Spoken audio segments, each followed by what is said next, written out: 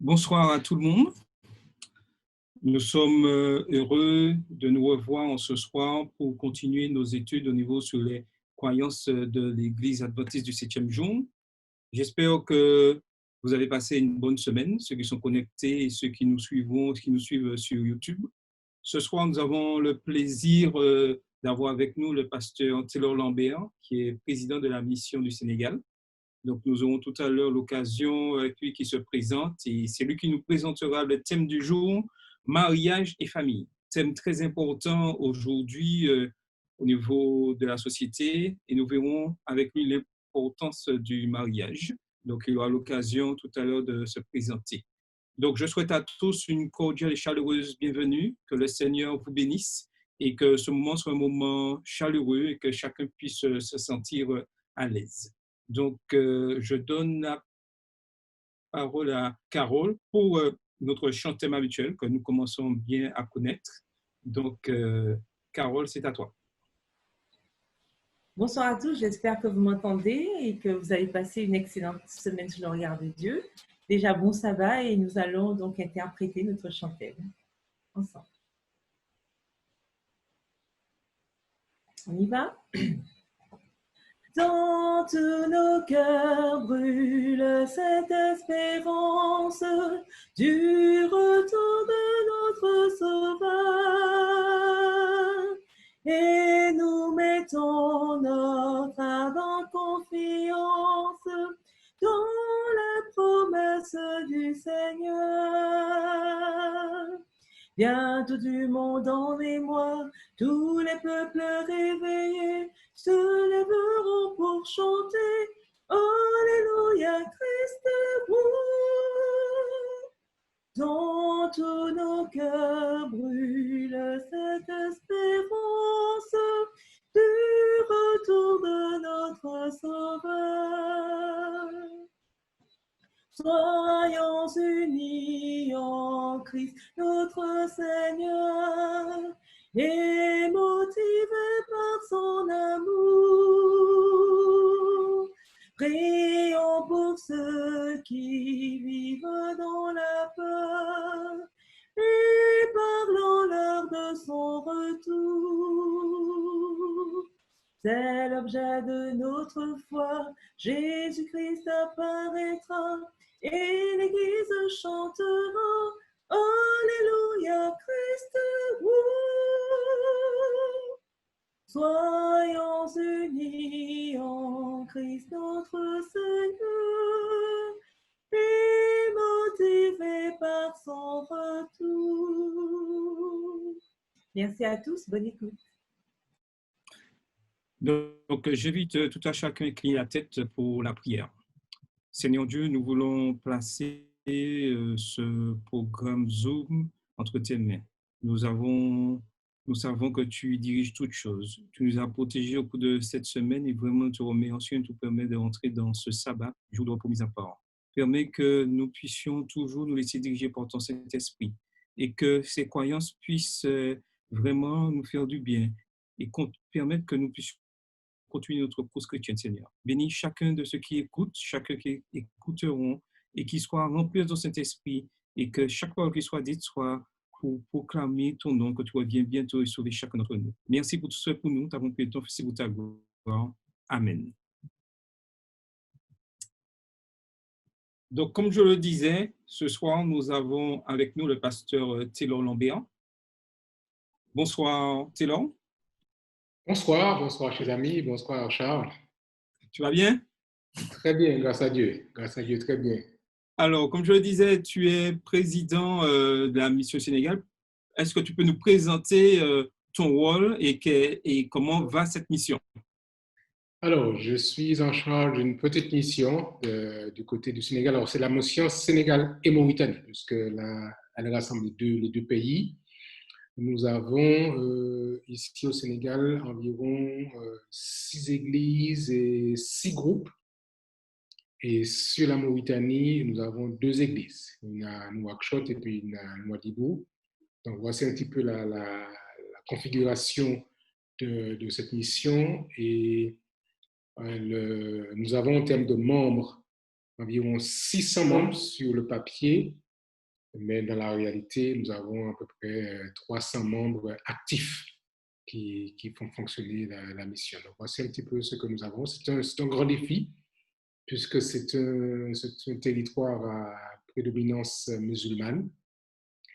Et donc, il faut pouvoir partager la foi avec ces hommes et ces femmes qui ne connaissent pas Jésus, qui ont entendu parler de Issa, comme ils disent dans la tradition coranique, et qu'il faut partager avec eux le message du Christ. Donc, c'est un petit peu ça le grand défi que nous avons à relever. Dakar, c'est la ville principale, c'est là où nous sommes basés. Et c'est là où il y a la plus grosse église, on dirait, qui fait à peu près une centaine de membres.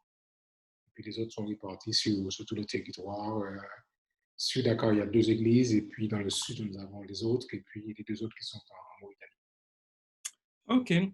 Donc, durant cette semaine, nous avons appris par l'actualité qu'il y a eu des inondations au niveau de Dakar et nous avons vu vraiment des inondations spectaculaires. Alors, peux-tu nous donner des nouvelles au niveau de ces inondations et au niveau aussi des membres de l'Église adventiste au niveau de Dakar?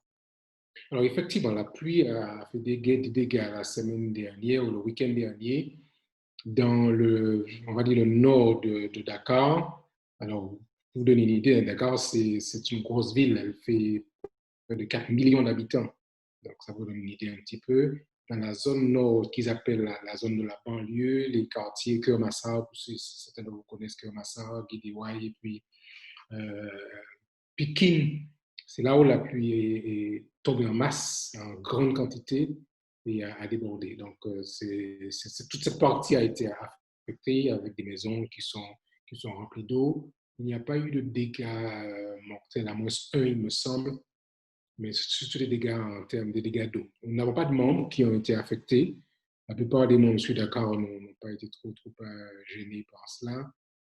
Les autres dans le sud où il n'y a pas eu de dégâts. Donc, en fait, l'église elle-même n'a pas été trop touchée. Nous avons une église à Kermassar, là où il y a eu beaucoup d'eau. Mais le pasteur qui habite l'église et les membres d'église du secteur n'ont pas été trop affectés par cette inondation. Mais le pays a quand même été à souffrir. Il y a quand même beaucoup de gens qui ont été affectés par cette inondation. On espère que la pluie va cesser un petit peu cette semaine pour que les sols puissent assécher, qu'on puisse faire le nettoyage et prendre en charge ces familles en difficulté. OK, merci pour ces nouvelles. Mais il est quelle heure chez toi là? Il est chez moi 23h. Ah ben, merci d'avoir veillé avec nous. Avec plaisir, vraiment avec grand plaisir que je partage avec vous. C'est une joie. Je pense que vous savez bien que j'ai une place spéciale dans mon cœur pour l'Église d'Oreb. Merci. C'est avec joie que... Merci beaucoup. Alors, avant que tu commences, je vais juste lire ce qui est écrit dans le livre Les 28 croyances de l'Église adventiste, ce que croient les adventistes, à la page 320, où le chapitre mariage et famille est mis en avant. Alors, il est dit: le mariage a été institué par Dieu en Éden. Jésus déclare qu'il s'agit d'une union à vie entre un homme et une femme qui marchent ensemble dans l'amour. Aux yeux du chrétien, les vœux du mariage l'engagent aussi bien vis-à-vis de Dieu que vis-à-vis de son conjoint et ne devraient être échangés qu'entre un homme et une femme qui partagent la même foi. L'amour, l'estime, la responsabilité et le respect mutuel constituent la trame des liens conjugaux qui doivent refléter l'amour, la sainteté, l'intimité et la permanence des liens unissant le Christ à son Église. Concernant le divorce, Jésus a enseigné que la personne qui, sauf pour impudicité, se sépare de son conjoint en épouse un autre commun adultère. Bien que certaines relations familiales puissent ne pas atteindre l'idéal, l'homme et la femme qui se donnent l'un à l'autre en Christ dans le cadre du mariage peuvent néanmoins trouver l'unité dans l'amour grâce à la direction du Saint-Esprit et au ministère de l'Église. Dieu bénit la famille et désire que ses membres se prêtent mutuellement assistance en vue d'atteindre une pleine maturité. Le resserrement des liens familiaux est l'un des signes distinctifs du dernier message évangélique. Les parents doivent élever leurs enfants dans le but d'aimer le Seigneur et de lui obéir. Par la parole et par l'exemple, ils leur enseigneront que le Christ est un maître aimant, bienveillant et attentif à nos besoins, qui souhaite les voir devenir membres de son corps et appartenir à la famille de Dieu, qui comprend à la fois les couples mariés et les célibataires. Donc, je laisse la parole au pasteur Taylor Lambert. Comme d'habitude, vous pouvez poser vos questions sous le chat et à la fin de son exposé, vous pouvez poser vos questions, lever la main et nous aurons un moment d'échange avec lui. Pasteur Lambert, c'est à toi la parole. Merci. Donc, je salue encore bien-aimés frères d'Oreb. Je sais que Dieu prend soin de chacun d'entre vous. Je suis très heureux, comme je disais à Charles à l'instant, de partager avec vous ce moment et de pouvoir nous arrêter pour la réflexion autour de cette 23e croyance, qui est l'une des croyances fondamentales de l'Église et que je voudrais vous inviter à considérer avec moi. Je vais partager mon écran et nous allons pouvoir ensemble suivre la trame de l'échange pour aujourd'hui. Je vais me mettre en plein écran. Alors,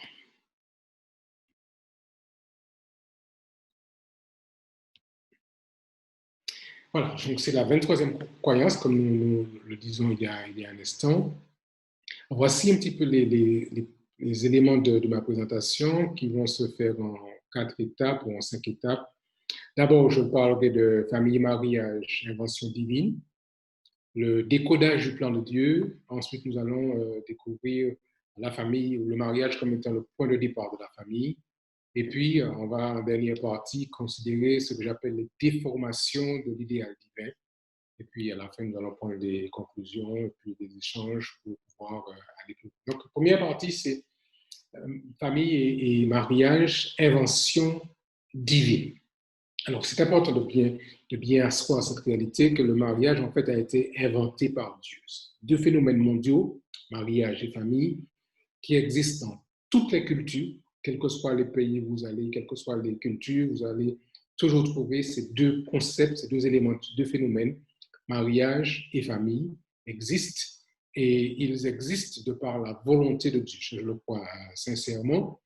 D'ailleurs, le texte qui l'affirme, juste après avoir créé l'homme, on va appeler dans la semaine de la création, dans Genèse chapitre 2, verset 18, Dieu dira lui-même, il n'est pas bon que l'homme soit seul. Donc, on voit déjà dans la pensée de Dieu qu'il y avait dans ce processus le fait de mettre en valeur l'importance de cette cellule familiale. Nous allons découvrir d'ici quelques temps et de voir que Dieu dise, alors qu'il venait de dire il n'y a pas si longtemps, voilà, tout était très bon, il dit, comme par opposition à son discours préliminaire, il n'est pas bon que l'homme soit seul. Et ceci va mettre en place l'espace pour pouvoir créer la femme qui va être celle qui va compléter la création de l'homme. Alors, le mariage, si on veut donner une définition, je fais avec vous, vous comprenez bien, frères et sœurs, ce que j'appelle une théologie du mariage, c'est-à-dire une présentation théologique ou un discours de Dieu sur le mariage, parce que le mot théologie veut dire c'est Dieu qui parle, c'est théologos, c'est la parole de Dieu. Donc, je présente avec vous ce soir une théologie du mariage ou un discours biblique du mariage. On s'appuie sur la Bible, la parole de Dieu, pour pouvoir asseoir ce que nous disons. Voici la définition que je vais partager avec vous, tirée du texte sacré lui-même, Genèse 2, 24. C'est pourquoi l'homme quittera son père et sa mère, s'attachera à sa femme, et les deux deviendront une seule chair. Donc, vous avez ici contenu les éléments fondamentaux de la définition du mariage. Homme, femme s'attachent pour devenir une seule chair. Donc ça, c'est la base même de tout le discours de ce que Dieu dit, puisque c'est lui qui parle ici.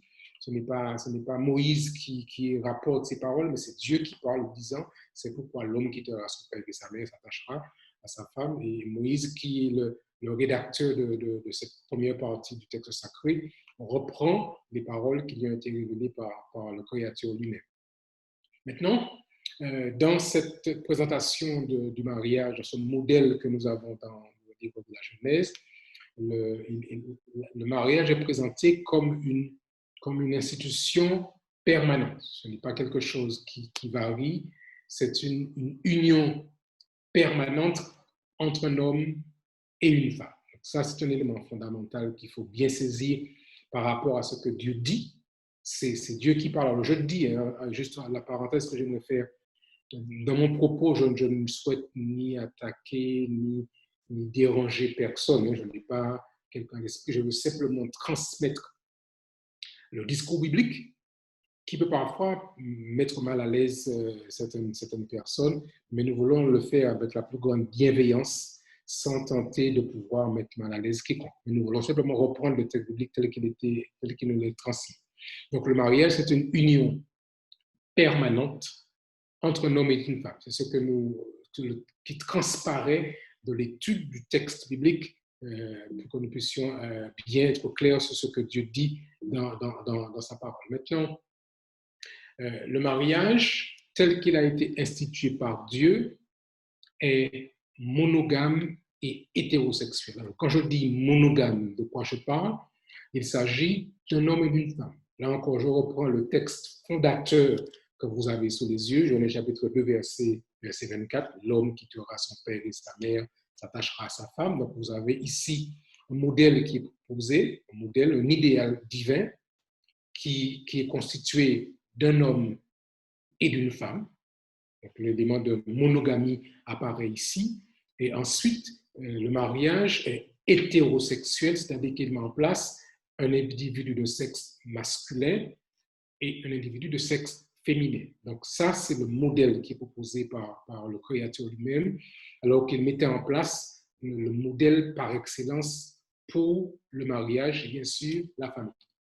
Alors, ceci dit, le mariage est donc un engagement légal, public. Ce n'est pas quelque chose qui se fait en catimini à l'insu des yeux des uns et des autres. C'est une institution, on dira, publique, légale, publique, entre le mari, l'homme, et la femme, et entre cette troisième personne qui est celui qui dans le cas d'Adam et Ève, a réalisé la bénédiction nuptiale. Donc, entre le mari et la femme, entre le couple et Dieu.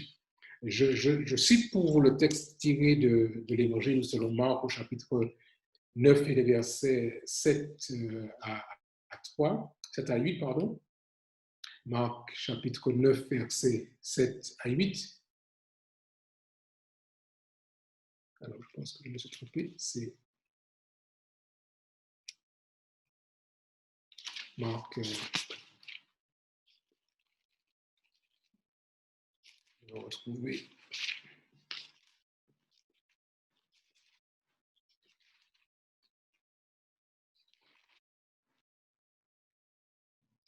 C'est le texte de Matthieu. Vous vous rappelez quand il y avait un questionnement qui a été fait à Jésus, Matthieu chapitre 19.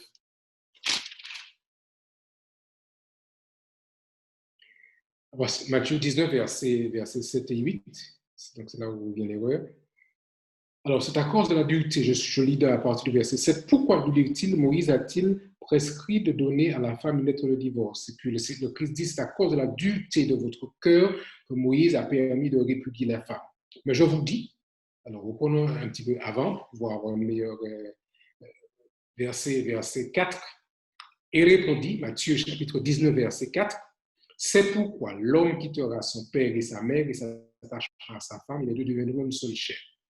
Ils ne sont plus deux, mais ils sont une seule chair, que l'homme donc ne sépare pas ce que Dieu a joint. Je souligne ici le dernier verset 8, que l'homme donc ne sépare pas ce que Dieu a joint. Donc on voit l'engagement qu'il y a entre le mari et la femme, et puis le verset qui apparaît ici dans le texte de Matthieu chapitre 19, verset 8, de ne pas séparer ce que Dieu aura joint, c'est là qu'apparaît la présence du Créateur dans la démarche, dans l'engagement qu'il y a entre Dieu et le couple qui vient de se marier. Alors, cette unité qui apparaît, cette équipe d'hommes et femmes qui apparaît ici, va maintenant mettre en présence l'élément sexuel du mariage. Vous vous rappelez que le verset de Matthieu, de Genèse 9, 24, je l'ai encore ici à l'écran, disait que les deux deviendront une seule chair. Donc, il y a ici l'allusion faite au contact ou à l'étreinte sexuelle. Et cette intimité sexuelle qui se vit dans le mariage est un don sacré de Dieu. C'est une bénédiction que Dieu donne à la famille humaine. mais cet espace de vie sexuelle est réservé, selon le projet de Dieu, exclusivement au mariage. Il n'a pas été prévu pour un autre espace exclusivement au mariage. Je laisse sous vos yeux le texte de Genèse chapitre 2, verset 24. Par contre, je souligne avec vous ce que dit Proverbe, dans Proverbe chapitre 5, le verset 15 à 20. Proverbe chapitre 5, le verset 15 jusqu'au verset 20, je lis. Bois les eaux de ta citerne, les eaux qui sortent de ton puits. Tes sources doivent-elles se répandre au dehors? Tes ruisseaux doivent-ils couler sur des places publiques? Qu'ils soient pour toi et non pour des étrangers avec toi. Verset 18, que ta source soit bénie et fais la joie de la femme de ta jeunesse, etc., etc.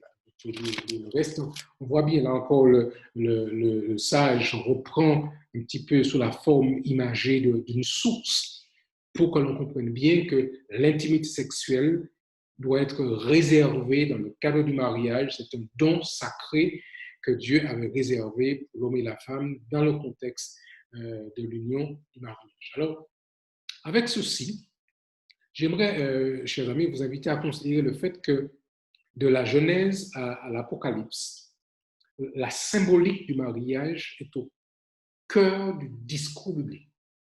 Et Dieu le fait à dessein. Il crée l'homme, il crée la femme, il va mettre ensuite la cellule du mariage en place. Mais on va retrouver dans tout le discours sacré, de manière répétée, cette allusion au mariage. Pourquoi?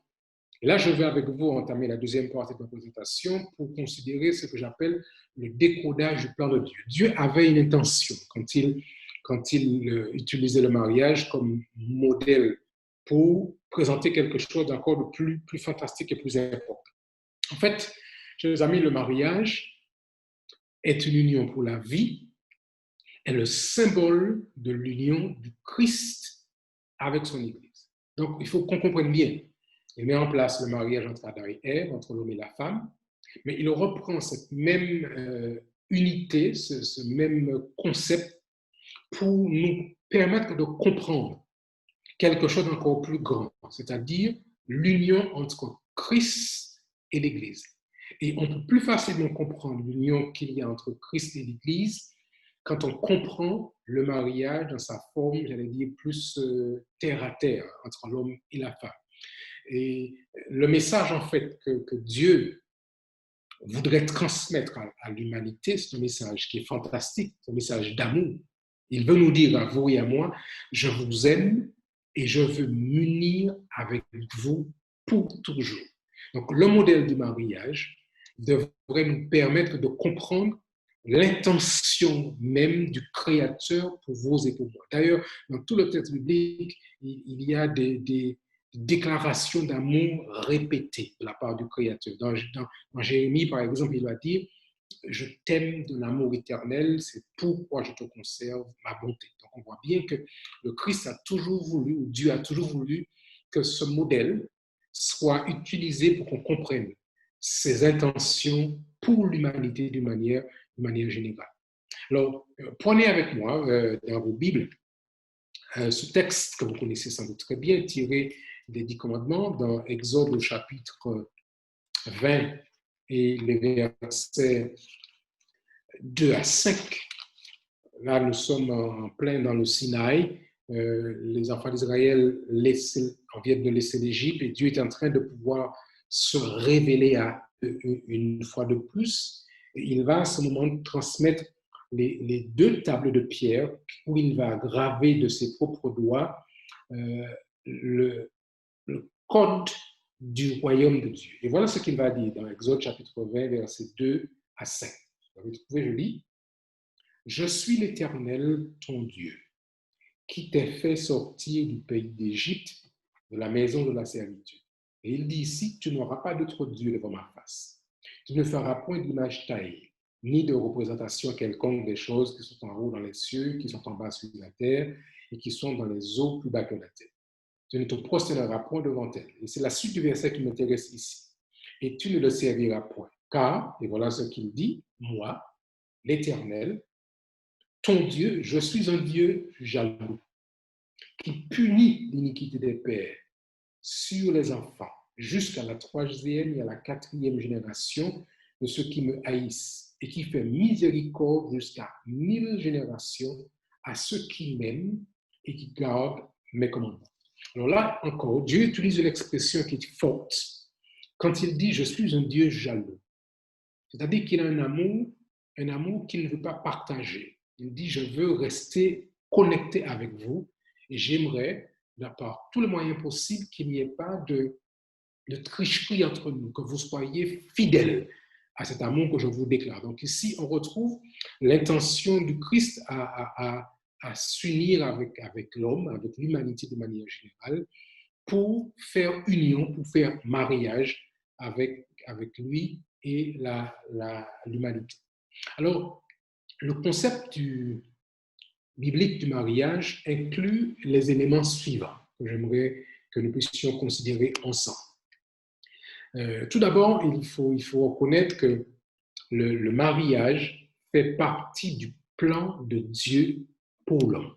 On a bien déjà cité Genèse 2,24, il n'est pas bon que l'homme soit seul, donc ceci faisait partie du plan de Dieu, ce n'est pas une erreur, ce n'est pas une pensée de dernière minute, il avait conçu dans cette démarche de pouvoir créer le mariage pour l'homme, pour le bonheur de l'homme et de la femme sur la terre. Donc c'est quelque chose de fantastique à comprendre que Dieu avait déjà souhaité mettre en place cette entité pour que l'homme y soit heureux.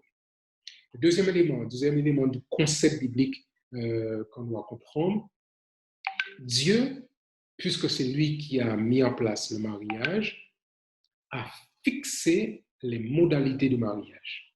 Il n'a pas laissé la chose au hasard. De la même manière que Dieu a créé la terre et qu'il a fixé sa manière de fonctionner, qu'il a mis en place le cycle de la semaine avec le sabbat où nous pouvons nous arrêter, Dieu va lui-même fixer les modalités, le mode de fonctionnement dans lequel nous devons opérer dans le mariage. Ça, c'est le deuxième élément qu'il faut souligner par rapport à cette théologie du mariage que nous découvrons comme étant la 23e croyance fondamentale de l'Église adventiste du 7e jour. Le troisième élément que je voudrais partager avec vous, c'est celui des caractéristiques fondamentales sur lesquelles sont construites le mariage. Vous avez le premier élément qui est l'amour. Un amour qui est fondamental, qui est nécessaire. L'amour, on va retrouver cet élément d'amour répété plusieurs fois jusqu'à arriver dans le texte de Corinthiens 13 où l'apôtre Paul va préciser que si j'ai tous les dons mais que je n'ai pas l'amour, il me manque quelque chose. Donc l'amour est l'élément de base et l'apôtre Paul l'a dit d'ailleurs dans Éphésiens, Marie, aimez vos femmes comme Christ a aimé l'Église. Donc on voit bien que le mariage se construit sur cet élément, cette caractéristique fondamentale qui représente l'amour. Deuxième caractéristique que j'aimerais partager avec vous, c'est la caractéristique de la loyauté. C'est pourquoi d'ailleurs Jésus-Christ disait dans le livre de l'Exode que je suis un Dieu jaloux. Donc il y a cette nécessité d'une loyauté, d'une fidélité dans l'engagement l'un envers l'autre. Une autre caractéristique qu'il faut souligner, c'est la caractéristique d'exclusivité.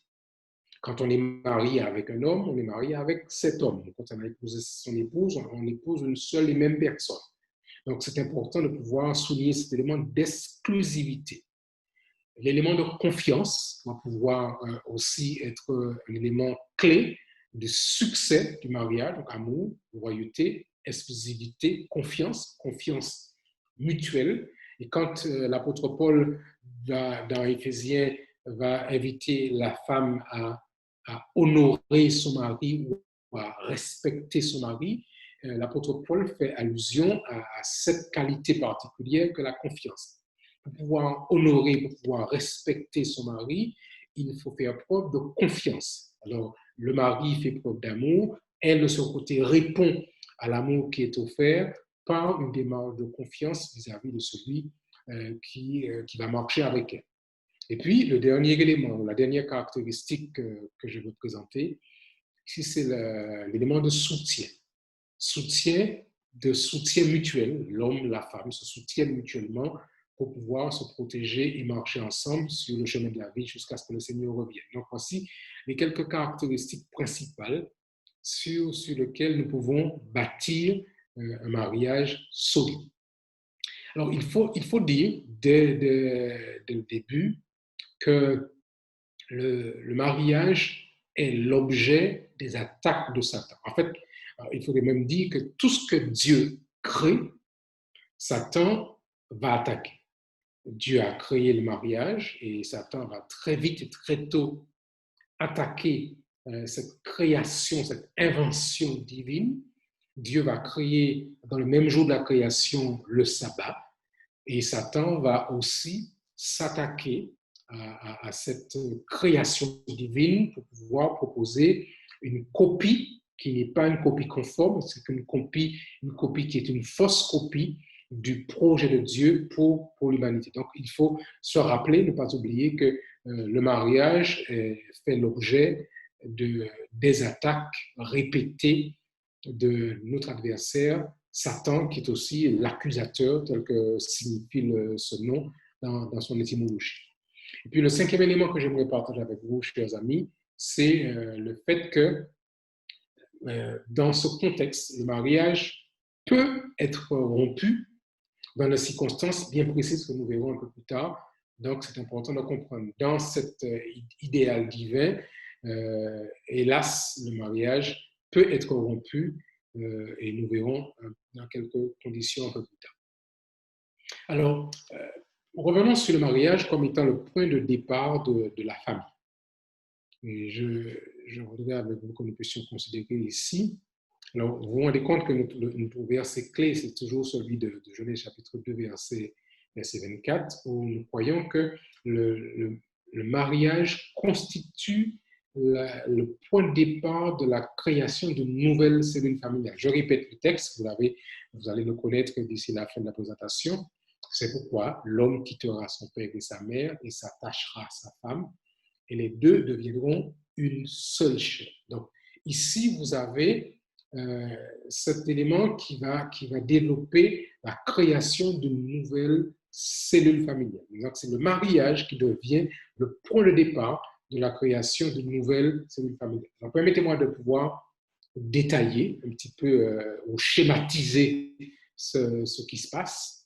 Selon le modèle biblique, il y a d'abord détachement, c'est-à-dire la première famille a été créée par Dieu avec Adam et Ève, donc c'est eux qui sont peut-être l'exception qui confirme la règle. Dieu va créer Adam et Ève, la première entité, le premier mariage, et à partir d'Adam et Ève, toutes les autres unions se forment de cette manière. Il y a d'abord détachement, c'est-à-dire que l'homme quitte son père et sa mère, donc il doit être en mesure de pouvoir être arraché de la cellule familiale.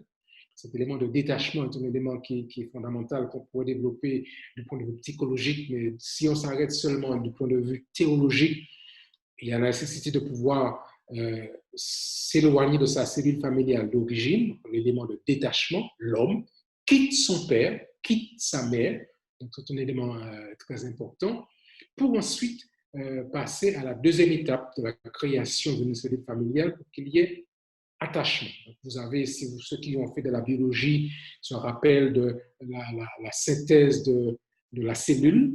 Il y a donc cette cellule qui se coupe, donc il y a dans le cas du mariage détachement. Et ensuite, l'homme et la femme vont s'unir et on va voir apparaître l'élément d'attachement, de fusion, d'union, avec bien sûr le sous-entendu de la sexualité qui va permettre la création de la procréation, la création d'enfants qui vont naître de cette union. Alors, cet attachement fait référence à un élément qui est important, c'est l'élément d'alliance. Ce n'est pas juste un attachement physique, ce n'est pas juste purement pulsionnel, comme certains pourraient le faire croire, mais il y a aussi l'élément d'alliance, l'élément d'union.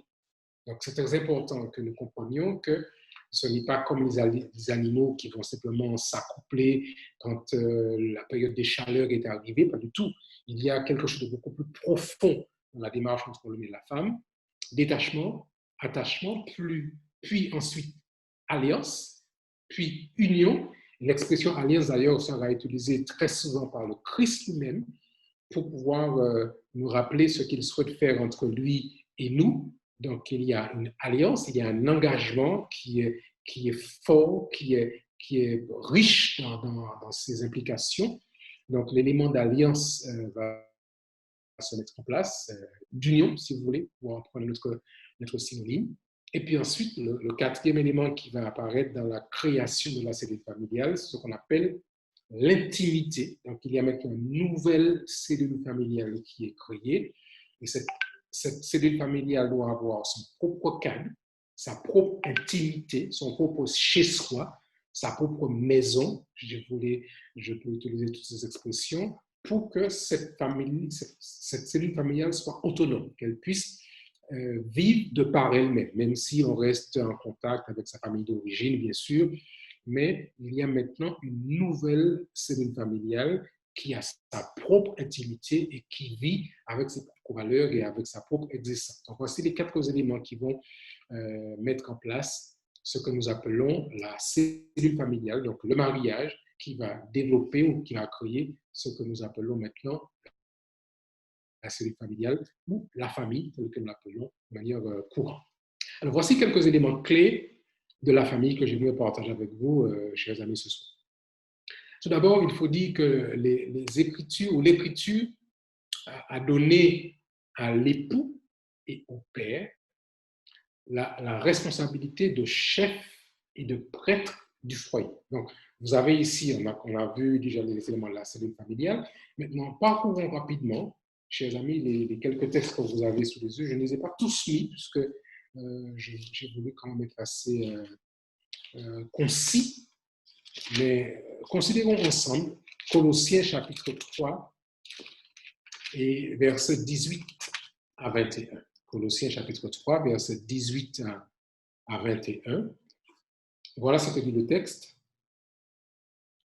Femmes, soyez soumises à vos maris comme il convient au Seigneur. Maris, aimez vos femmes et ne vous aigrissez pas contre elles. Et le verset 20 qui dit ceci, « Enfants, obéissez en toutes choses à vos parents, car cela est agréable dans le Seigneur. » Et le verset 21, « Père, n'irritez pas vos enfants, de peur qu'ils ne se découragent. » Donc, vous avez ici les quelques éléments décrits ici par l'apôtre Paul sur la responsabilité du chef du foyer, de l'époux ou du père qui a reçu une mission bien spécifique qui est le père. On parle aussi, quand l'apôtre Paul va dire dans le texte d'Éphésiens, le chef de la femme, l'expression dans le grec signifie képhalé. Et le képhalé, très souvent, est utilisé, voit aussi utiliser l'expression du toit.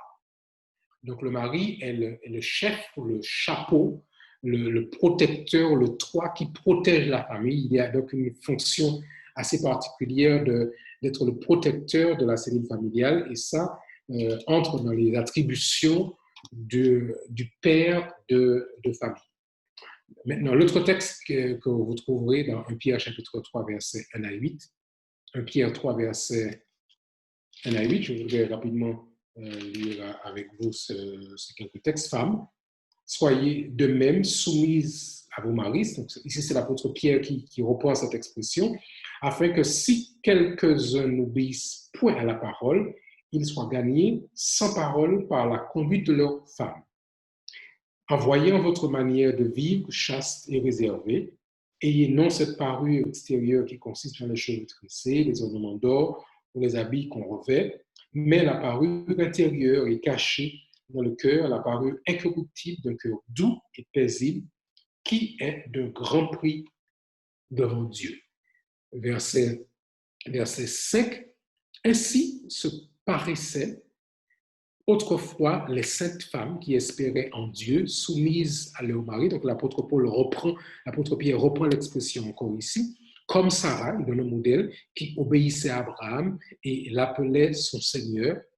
C'est d'elle que vous êtes devenues les filles en faisant ce qui est bien, sans vous laisser troubler par aucune crainte. Marie, et l'apôtre Pierre reprend, Montrez à votre tour de la sagesse dans vos rapports avec vos femmes, comme avec un sexe plus faible. Honorez-les comme devant aussi hériter avec vous la grâce de la vie, qu'il en soit ainsi, afin que rien ne vienne faire obstacle à vos prières. Et puis le verset 8. Enfin, soyez tous animés des mêmes pensées et des mêmes sentiments, pleins d'amour fraternel, de compassion et d'humilité. Voici ici en quelque sorte le résumé de ce que à la fois l'apôtre Pierre et l'apôtre Paul donnent à l'attention de l'époux, mais on voit bien qu'il s'adresse en fait à toute la famille, chacun à sa place, le père et la mère, dans sa position, dans son rôle. Là encore, je rappelle que nous faisons ici une théologie biblique du mariage. Donc c'est Dieu qui parle. Parfois, quand Dieu parle, ça nous dérange. Et parvenu au XXIe siècle, on a tellement évolué dans la pensée moderne que certains voudraient pouvoir réécrire le texte. S'ils pouvaient, ils auraient enlevé certains versets qui dérangent maintenant par rapport aux pratiques modernes. Mais la Bible, n'en déplaise à certains, ne change pas. Et Dieu n'a pas changé d'avis sur le modèle qu'il a prévu pour le fonctionnement de la famille. Donc, nous avons vu ici le père. Voyons la mère. Alors, c'est vrai que les deux textes que nous avons cités donnaient déjà quelques éléments à la fois au père et à la mère. Je voudrais ajouter que la mère est la reine du foyer, la reine de la maison. Elle détient donc le pouvoir de modeler le caractère des enfants afin de les rendre dignes de la vie éternelle. L'exemple par excellence que je prends, c'est l'exemple de Marie, qui a auprès de Jésus fait un travail de transmission d'informations clés pour façonner ou permettre à Jésus-Christ de pouvoir bien saisir toute la dimension du rôle qui avait été prévu pour lui. Et Marie a joué ce rôle en tant que maman de transmission auprès de celui qui lui avait été confié en la personne de Jésus-Christ. Maintenant, considérons les enfants. Puisque la famille, ce n'est pas seulement le papa et la maman, il y a aussi, quand il y a procréation, il y a les enfants. Alors, voici quelques éléments que je voulais partager avec vous. Tout d'abord, comprenons que les enfants sont une priorité, ou devraient être une priorité pour les parents. Quand les enfants apparaissent, ils deviennent la priorité de la cellule familiale. L'amour doit aussi, bien sûr, être présent. L'amour des parents devrait être inconditionnel et prêt au sacrifice. Donc, il n'y a pas d'amour qui soit conditionné, comme le Christ nous aime sans condition. Nous sommes appelés en tant que parents à pouvoir faire preuve d'un amour sans condition ou inconditionnel et être prêt au sacrifice comme Christ a été jusqu'au sacrifice ultime pour vous et moi en tant que créature qu'il aurait créée. Et puis, le troisième élément que je vais partager avec vous, c'est l'élément de consécration. Le parent chrétien doit consacrer son enfant au service de Dieu dès le début. Donc, et comprenons ceci, l'homme a le privilège de la procréation. C'est un don que Dieu nous fait, de pouvoir créer. Les enfants sont un don de Dieu. Et parce que Dieu nous fait ce don, en retour, nous consacrons, nous offrons cet enfant au Seigneur pour son service dès le début de leur existence. Et c'est cette démarche que Dieu avait souhaité mettre en place avec nous quand il nous donne le privilège de pouvoir être des hommes et des femmes qui peuvent procréer avec lui. Quatrième élément par rapport aux enfants, c'est dans la démarche du parent, c'est la persévérance. L'enseignement spirituel que les parents doivent prodiguer à l'enfant, aux enfants, quand ils sont plus d'eux, c'est un processus à long terme qui doit embrasser toutes les phases du développement de l'enfant, de l'enfance jusqu'à l'âge adulte. Le parent doit pouvoir être persévérant dans cette démarche d'enseignement, de transmission de savoir. Et ça, donc, c'est le rôle, la mission que Dieu confie aux parents. Le cinquième élément par rapport aux enfants, c'est l'apprentissage de l'obéissance. Ça, c'est un élément vraiment clé dans le rôle du parent. La discipline est le processus du discipulat par lequel l'enfant reçoit des parents une formation. une orientation et un exemple. Donc, il y a une mission que Dieu veut confier aux parents, et c'est de pouvoir transmettre aux enfants ces valeurs fondamentales. Et il faut que les parents le transmettent par la formation, par l'éducation, mais aussi par l'exemple. Donc ça, c'est quelque chose de très important. 6e élément par rapport au rôle parental, c'est l'interaction sociale et développement du langage. C'est dans le cadre familial que l'enfant va apprendre, qu'il va s'éveiller, qu'il va se développer.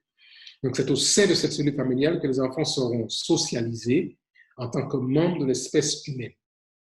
Alors, vous comprenez bien qu'aujourd'hui, l'école et parfois le reste du monde prend le pas sur la cellule familiale, mais dans le projet de Dieu, c'était au départ à la famille qui avait cette mission de pouvoir réaliser cette démarche de socialisation et de développement du langage chez l'enfant dans son développement psychologique et psychosocial. Donc ça, c'était quelque chose de très important à souligner. C'est le 7e point, qui est aussi aujourd'hui encore plus que jamais un élément important, c'est l'identité sexuelle.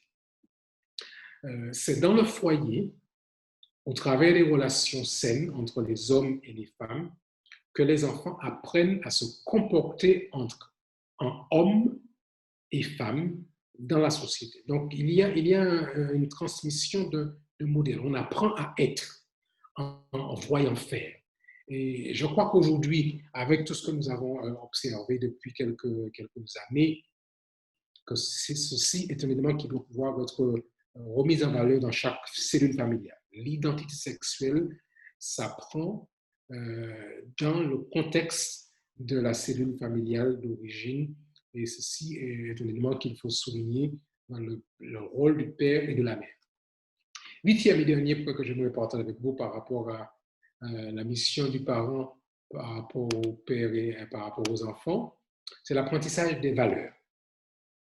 L'une des fonctions de socialisation fondamentale du foyer, c'est de faciliter l'assimilation du système de valeurs embrassé par la famille. Alors ici, on ne parle pas seulement de transmission de savoir, mais il y a aussi une cohérence qui doit être mise en place entre ce que le parent va enseigner de manière verbale et sa pratique. Et parfois, s'il y a opposition, s'il y a dissonance ou opposition entre ce que le parent dit et ce que le parent fait, ceci peut créer une incohérence dans ce que les enfants reçoivent. Donc, il faut qu'il y ait cohérence dans les pratiques et les enseignements qui sont prodigués par le parent aux enfants. Alors, ceci m'amène à considérer, chers amis, le 4e élément de notre thématique pour ce soir. Nous avons déjà parlé de l'invention divine, qui est un élément important à comprendre. Nous avons déjà compris que Dieu avait ce modèle par rapport à la famille, parce qu'il voulait que nous puissions comprendre qu'il avait quelque chose qu'il voulait transmettre pour nous. Et ensuite, nous voyons la place de chacun dans la cellule familiale. Maintenant, considérons, hélas, les déformations de l'idéal divin. Hélas, le péché a eu un impact très négatif sur la réalité du mariage. Alors, j'ai listé 6, on peut en plus, mais nous avons listé les 6 principaux dégâts provoqués par le péché sur la réalité du mariage. La première j'allais dire, dénaturation, première déformation du mariage, c'est la polygamie. Le texte de Genèse 2, verset 24, présente un modèle qui doit rester à notre esprit. L'homme quittera son père et sa mère et s'attachera à sa femme. Et donc, on voit bien, l'intention du Créateur n'avait jamais laissé sous-entendre que l'homme s'attacherait à ses femmes. Il a dit l'homme quitte son père et sa mère et s'attache à sa femme. Le Christ reprend ce même modèle pour que nous puissions comprendre que lui veut s'attacher à l'Église, à son Église. Donc, il y a une unité entre Dieu et son Église. Donc, la polygamie, chers amis, n'est pas ce que Dieu avait prévu par rapport à l'unité du mariage. Maintenant, après le péché, avec les mecs et les autres descendants d'Adam et Caïn, on va voir apparaître l'apparition de la polygamie sur la terre, qui va provoquer de grands dégâts. Maintenant, je suis dans un territoire d'Afrique où c'est pratiqué. La polygamie est largement pratiquée au Sénégal, en Mauritanie, par exemple, au Mali. Cette pratique est très pratiquée. D'ailleurs, elle est validée par l'islam. Mais le message du Christ, le message du christianisme, le message biblique, n'a jamais autorisé ou validé la pratique de la polygamie selon le modèle biblique. Donc ça, c'est la première déformation qui a été provoquée par le péché que nous pouvons souligner. La deuxième, qui est peut-être la plus répandue par rapport au mariage et à la famille, c'est l'adultère et la fornication. Alors, la fornication, c'est la pratique de l'acte sexuel hors du cadre du mariage, pour des personnes qui ne sont pas encore mariées, qui vont s'adonner à une vie sexuelle intense. Ça, c'est la fornication. L'adultère, par contre, c'est la pratique de l'acte sexuel pour quelqu'un ou des hommes et des femmes qui sont mariés, qui seraient infidèles à leur époux, à leur épouse, hors du cadre du mariage. Donc, vous avez ici les deux dénaturations de privilèges que Dieu avait offerts à ceux qui étaient mariés. Et on a vu très tôt apparaître des pratiques d'adultère et de fornication qui sont, en fait, je dis bien, des dénaturations, déformations de l'idéal divin. Et puis, on va voir apparaître aussi des pratiques d'inceste. Alors, l'inceste, qui est défini dans le Lévitique en particulier, ce sont des rapports sexuels que l'on a avec des membres de sa famille proche, son père, sa mère, sa sœur, sa tante, sa cousine, etc. Vous avez le listing qui est présenté dans le livre de Lévitique. Et là encore, ce sont des déviances, des dénaturations du plan de Dieu. Alors, il faut peut-être cependant dire, pour pouvoir être cohérent, que là où le Seigneur avait autorisé ou a permis qu'il y ait un lien entre frères et sœurs, ce sont les premiers. Quand Adam et Ève ont enfanté, il n'y avait pas d'autre cellule familiale d'où ils pouvaient tirer époux ou épouse. Donc, le Seigneur a autorisé et permis que les enfants d'Adam puissent se marier l'un avec l'autre jusqu'à ce qu'ensuite, il va mettre cette balise pour pouvoir dire à partir de maintenant, on ne peut plus avoir de rapport sexuel entre frères et sœurs, entre parents et enfants, etc. Parce que ceci n'était pas dans le plan de Dieu, le modèle qu'il avait prévu pour l'homme et la femme. Ensuite, une autre déformation du plan divin, c'est le divorce. Il n'avait pas été prévu dans le plan de Dieu que le mariage explose et qu'il y ait des divorces. Donc, ceci, là encore, c'est une dénaturation du plan initial, le plan tel que Dieu l'avait prévu à l'origine, parce qu'il avait souhaité que l'homme et la femme restent unis dans une union permanente jusqu'à ce que le Seigneur soit les prenne par la mort, jusqu'à ce que le Seigneur revienne. Et puis, le cinquième élément que je voudrais considérer avec vous, brièvement, ce soir, sans entrer dans les détails, c'est l'élément de l'homosexualité. Je disais tout à l'heure dans mon préambule que le mariage était monogame et hétérosexuel. Donc, la pratique d'homosexualité n'avait pas été une pratique qui avait été prévue et planifiée par Dieu.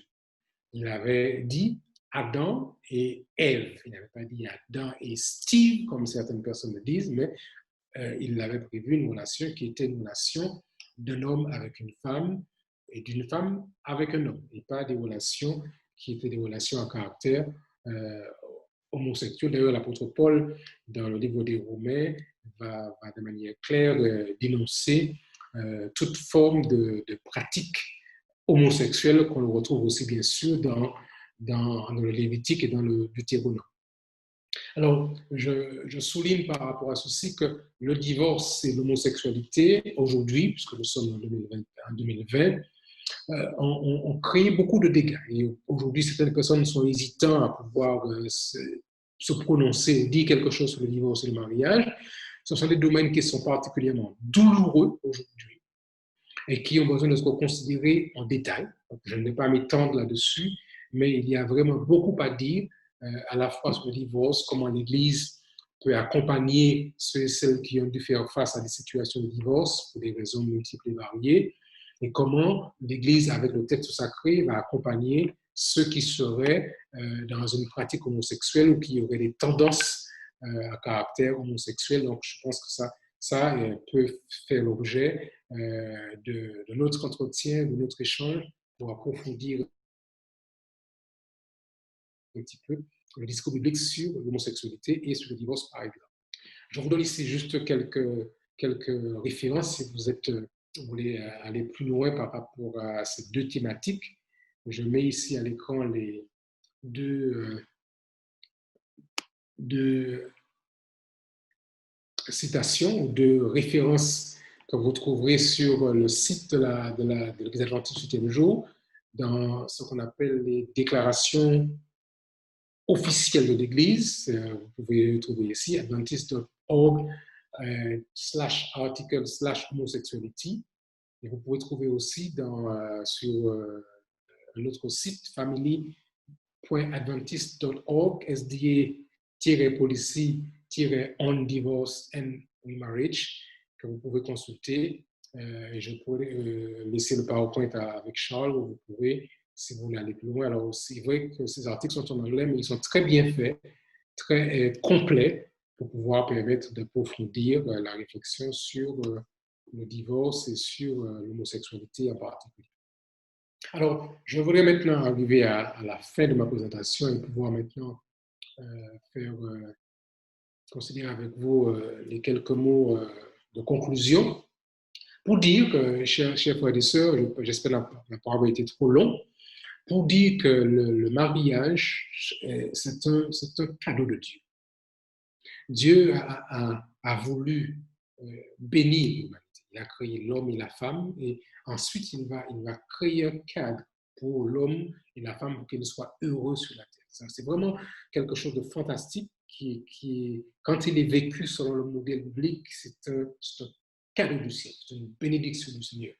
Maintenant, toutes les fois où l'homme s'écarte du plan de Dieu, alors on va voir apparaître toutes sortes de dénaturation, toutes sortes de déformations qui vont venir faire du tort à l'humanité. Mais je crois qu'il est important pour nous, à vous et à moi, de pouvoir revenir au texte sacré. Et je suis très heureux que l'Église d'Oreb ait choisi de pouvoir passer en revue les croyances fondamentales de l'Église adventiste, ces croyances qui sont basées sur une lecture biblique de nos croyances, ce que j'ai appelé en début une théologie de notre doctrine. Ce n'est pas juste un enseignement de l'Église, c'est un enseignement de la Bible, et notre Église étant basée sur ce qu'enseigne la parole du Seigneur, il est important que nous puissions revisiter ces quelques éléments qui constituent cette 23e croyance fondamentale et présenter le mariage et la famille en particulier comme étant des éléments du plan de Dieu pour le bonheur de l'homme et de la femme sur la terre. Et nous croyons qu'avec ces quelques éléments que nous avons partagés, vous avez une idée assez claire, j'espère, de ce que Dieu avait à l'intention quand il a créé l'homme et la femme. Maintenant, je vais prendre vos questions, vos réactions, parce que je sais qu'il y en a. Ces sujets sont toujours très, très riches en réactions. Je voudrais simplement pouvoir donner quelques éléments là où j'ai tiré les sources principales de la présentation. Le manuel d'église que vous avez, le bon manuel d'église. Alors, c'est le chapitre 13, il me semble, le chapitre 13, c'est bien cela, sur le chapitre mariage, divorce ou mariage, page 149 à 160. Et puis le livre que Charles a cité tout à l'heure en introduction, le livre Ce que croient les adventistes. Alors j'ai ici la version 2009, peut-être que la pagination que vous avez n'est pas la même. Le mariage et la famille, page 391 à la page 411 qui résume, qui synthétise ce que nous croyons en tant qu'Église sur la réalité du mariage tout d'abord et de la famille ensuite. Voici les quelques éléments que j'ai voulu partager avec vous. Je vais maintenant me taire et prendre vos questions et vos réactions et vos remarques, mais je vous remercie de votre attention et de l'occasion que vous m'avez donnée de pouvoir partager avec vous cette 23e croyance fondamentale de l'Église adventiste du 7e jour. Merci, Pasteur Lambert. Donc, tu peux fermer ton partage. D'accord. Okay. Donc, il y a déjà 2-3 questions sur le chat. Donc, je laisse la parole à Carole qui va lire les questions. Et si vous avez des questions, vous levez la main et vous pouvez poser vos questions en live. Donc, Carole,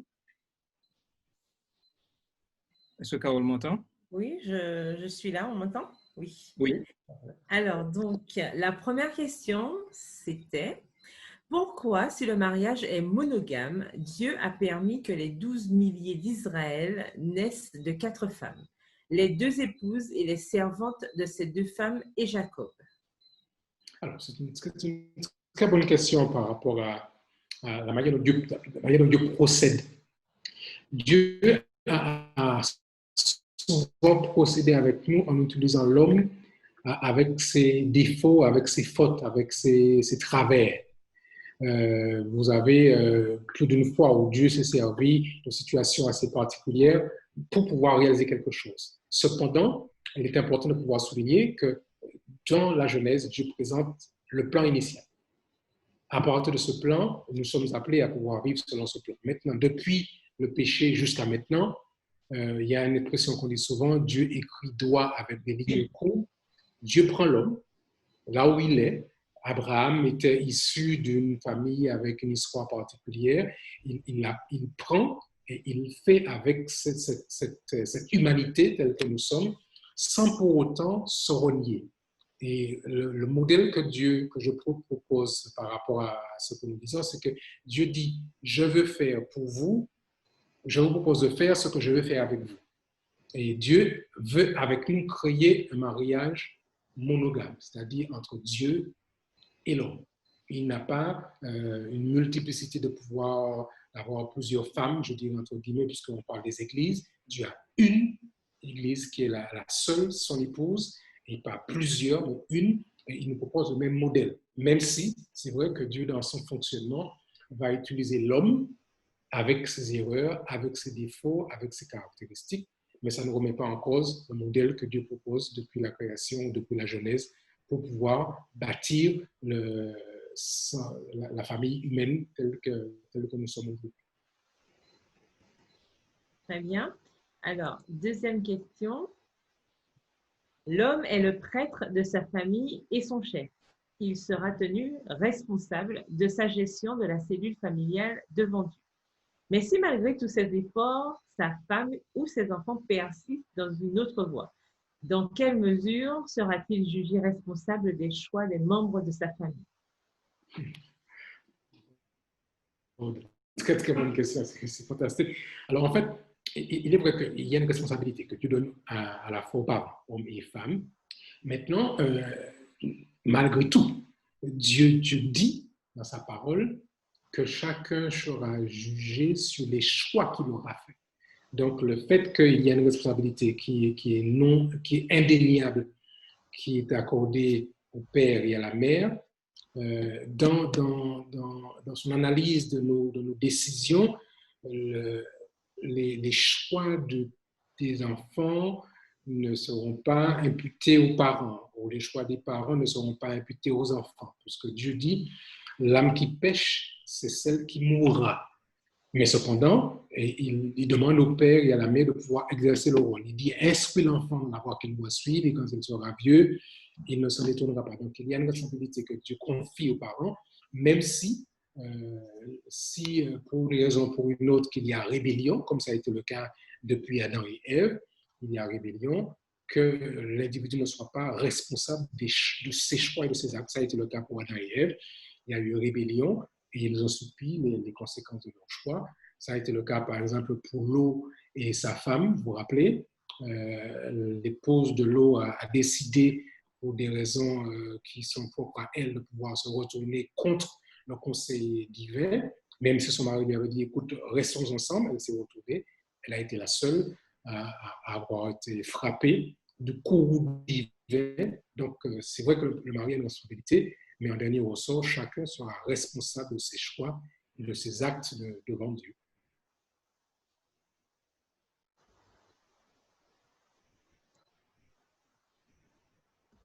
Très bien. Oui. Alors, j'avais une question à te poser. Alors, bien que tu aies dit effectivement que ça devrait probablement faire l'objet d'une présentation plus poussée, mais aujourd'hui, on a l'impression, puisqu'on parle de nos croyances, on a l'impression qu'à l'Église adventiste, en fait, on est un petit peu permissif quant au remariage, au divorce, etc.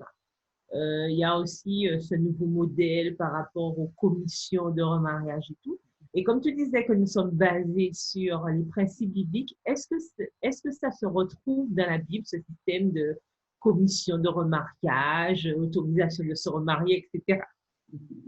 Non, hélas, effectivement, il n'y a pas dans la Bible un verset dans Matthieu 18 ou verset 19 par rapport à la commission divorce et mariage, mais le principe se retrouve. C'est-à-dire que effectivement, je crois qu'il y a aujourd'hui un grand questionnement sur la réalité du divorce et du mariage parce que ça a causé tellement de dégâts que l'Église a été obligée de s'asseoir et de pouvoir dire quel est le principe que nous comprenons dans le texte sacré. Donc, toute la démarche du divorce et du remariage se base sur la compréhension du principe sacré. Et qu'est-ce que la commission divorce et remariage va faire? C'est simplement vérifier quoi parce que le texte nous dit qu'il y a des raisons pour lesquelles Dieu autorise le mariage. Il n'a pas dit qu'il l'accepte, mais il l'autorise.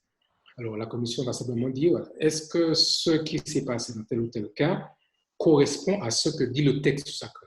Alors, est-ce qu'il y a eu adultère? Est-ce qu'il y a eu les différents cas que la Bible présente? Par exemple, alors rapidement, je change dans le détail, vous avez la situation de l'adultère, vous avez la situation d'un couple ou d'un homme ou d'une femme qui accepte le Christ et dont le conjoint, époux ou épouse, refuse de pouvoir se lier à sa femme ou à son mari. Et dans ce cas, l'apôtre Paul dirait, bon, écoutez, s'il ne veut pas, laissez-le libre. Donc, voici des situations de ce type où il y a une reconnaissance biblique, une autorisation biblique du divorce et éventuellement du remariage. Donc, la commission a tout simplement pour objet de pouvoir vérifier si les divorces qui ont eu lieu se sont faits dans le cadre de ce que la Bible recommande. Donc, c'est un petit peu ce qui se fait. Je pense qu'il y a aussi parfois besoin d'accompagner des situations qui sont souvent très, très douloureuses.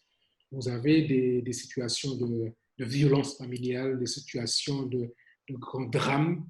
Et notre Église a pour objet, pour mission aussi d'accompagner ces différentes situations pour faire en sorte que même si l'individu doit divorcer ou est divorcé, que nous devons faire preuve d'amour et de charité chrétienne pour accompagner ces personnes quand il y aurait eu éventuellement un divorce et faire en sorte que les choses se passent dans de bonnes conditions. Mais je pense que c'est une bonne chose que nous ayons ces différents éléments pour accompagner, pour faire face vraiment aux dégâts que peut provoquer un divorce dans le cadre d'une réalité familiale. Alors, pour continuer, juste une question aussi. Quelle est la place au niveau de l'Église adventiste de la réconciliation? Merci, Charles. Parce que souvent, il y a une très grande précipitation à se divorcer. Et d'ailleurs, le Christ dit, c'est à cause de la dureté de votre cœur que. Et donc, le sous-entendu, c'est que s'il y a dureté, c'est que nous ne sommes pas prompts à pardonner. Le texte de 2 Corinthiens chapitre 5, versets 17 et 18 dit que nous avons reçu le ministère de la réconciliation.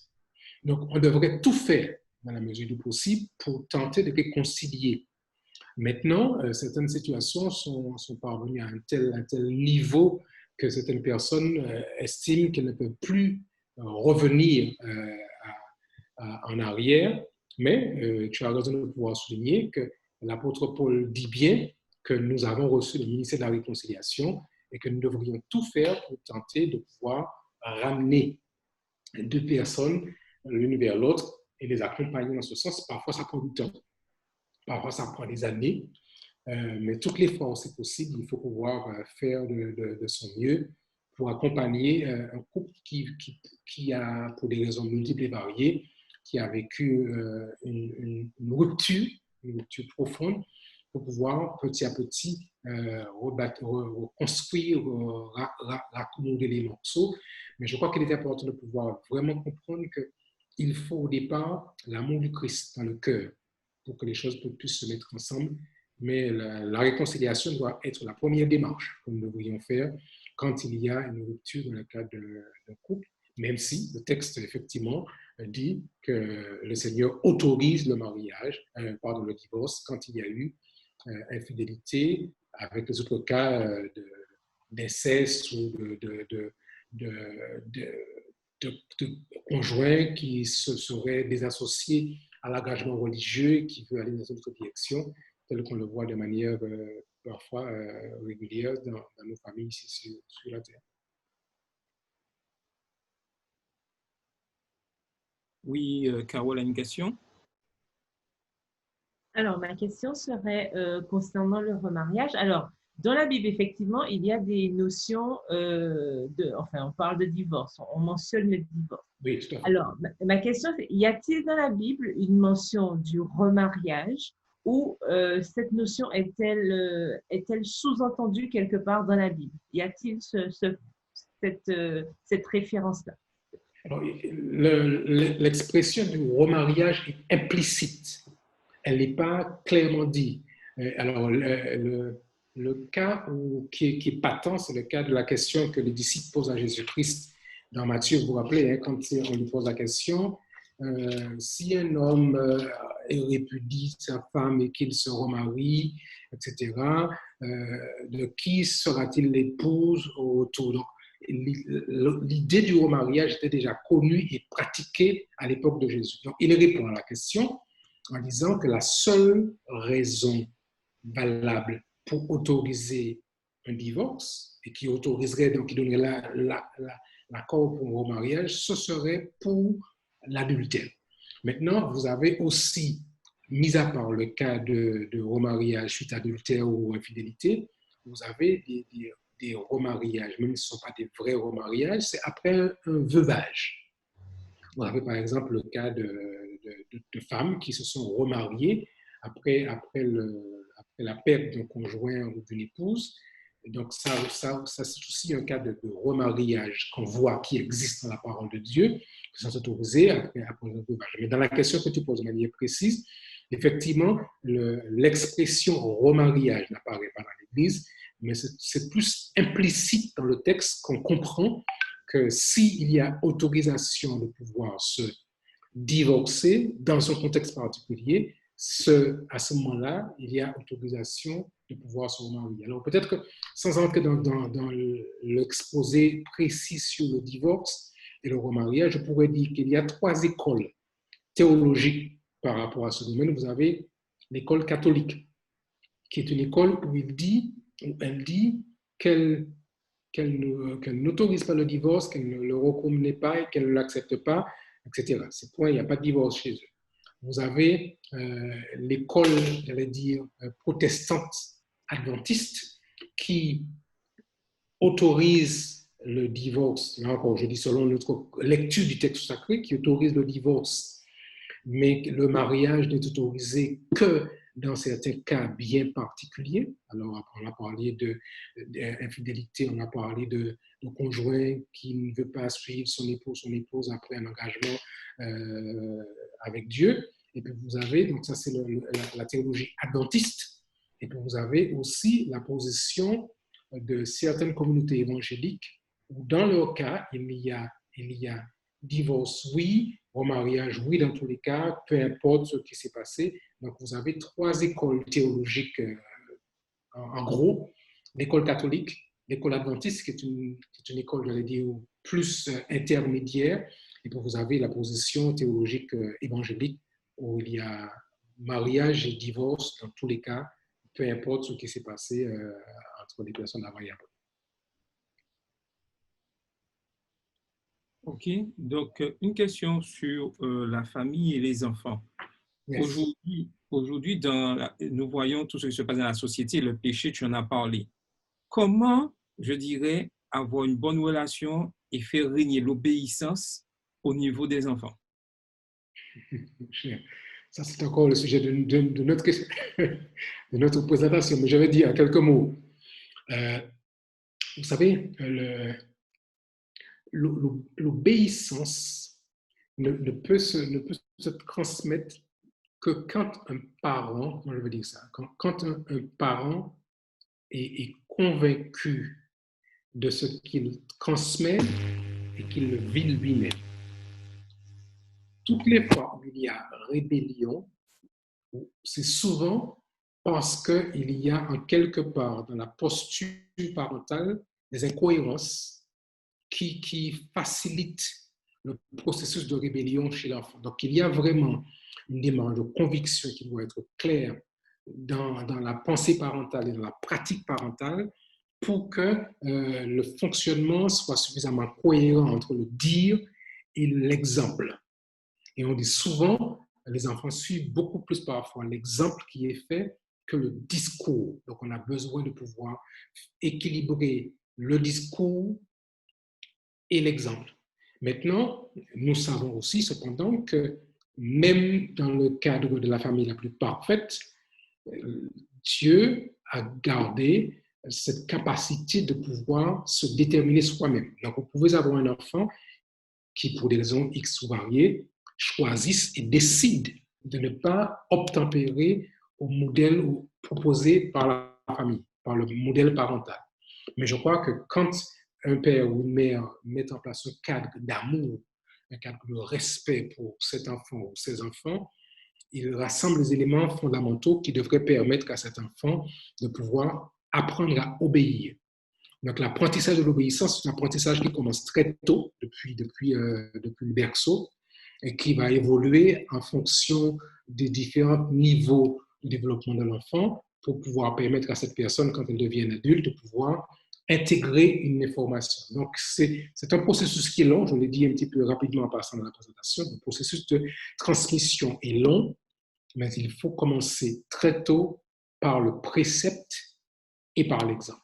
Et quand on a su bâtir cet élément de précepte et d'exemple, on a plus de garantie que l'enfant soit prompt à honorer un modèle parental parce qu'il voit combien ses parents fonctionnent avec et combien ça fait du bien à cette famille-là. Même si, il faut reconnaître que la possibilité de pouvoir se rebeller contre le modèle parental existe puisque Dieu nous a créés comme étant des êtres libres de nos choix. Ça peut arriver qu'un parent aura fait de son mieux, malgré tout, qu'un enfant décide de pouvoir dévier par rapport au modèle qui a été proposé par le père ou par la mère. Alors, une question. Aujourd'hui, on voit l'importance du mariage. Alors, la question, c'est pourquoi au niveau de l'Église adventiste, on insiste énormément sur la préparation au mariage? Alors, c'est une bonne question. Je me rappelle, je suis intervenu il n'y a pas longtemps avec les frères de la Guyane. On pose la même question. Et je crois que on ne peut pas ne pas trop insister sur la préparation. Il y a trop d'échecs pour ne pas se préparer. C'est justement parce que nous voulons autant que possible éviter l'hécatombe et les échecs. Dans tous les grands engagements, toutes les grandes démarches de l'homme, il y a préparation, il y a formation. Et on se rend compte malgré tout qu'il y a encore des déchets. Et je crois que c'est une très bonne chose que notre Église mette en place le principe de la préparation au mariage. Maintenant, ce que je peux dire en ce qui me concerne pour avoir pratiqué des centaines de préparations au mariage, ce système n'est pas un système parfait. La préparation au mariage ne peut porter des fruits que dans la mesure où ceux qui y viennent avec un esprit ouvert, avec une volonté de recevoir les conseils qui sont donnés et de les mettre en pratique. On a vu, et j'ai vu de manière personnelle, beaucoup de personnes qui viennent dans des séminaires de préparation au mariage, mais avec les oreilles bouchées. C'est-à-dire qu'ils viennent ne voulant rien entendre parce qu'ils se disent « je viens parce qu'on m'oblige à venir », parce que l'Église estime que c'est obligatoire de venir, mais ça ne m'intéresse pas, je n'ai pas besoin de pouvoir recevoir vos conseils, je prendrai ma décision, j'assumerai les conséquences. Donc, nous avons beaucoup de personnes, je n'ai pas de statistiques pour pouvoir dire combien, mais nous avons beaucoup de personnes qui viennent au séminaire de préparation au mariage déjà avec des idéalités. Maintenant, alors ça c'est le premier élément par rapport au séminaire de préparation au mariage. Je crois que ce système est utile, il est bon. Maintenant, l'autre élément qu'il faut préciser par rapport à la préparation au mariage, avant même que l'Église prépare les conjoints au mariage, les parents devraient préparer leurs enfants au mariage. Donc, si l'Église le fait, je dis gloire à Dieu, mais au-delà de l'Église, pour vivre à deux, ça se prépare. Et on se prépare à s'unir bien longtemps avant son mariage, à la maison, chez ses parents. Et le parent devrait accompagner la formation de son enfant, de son fils ou de sa fille, pour le préparer à entrer en union. Et si ceci n'est pas fait, l'Église apporte une aide, un accompagnement pour pouvoir maximiser les chances, je n'aime pas le mot chance, la capacité de pouvoir construire un foyer heureux, mais le foyer devrait au départ réaliser cette mission. Alors, il y a un livre que je recommande, que vous connaissez tous, c'est le livre Foyer chrétien, où Ellen White donne des conseils particuliers par rapport à la préparation au mariage.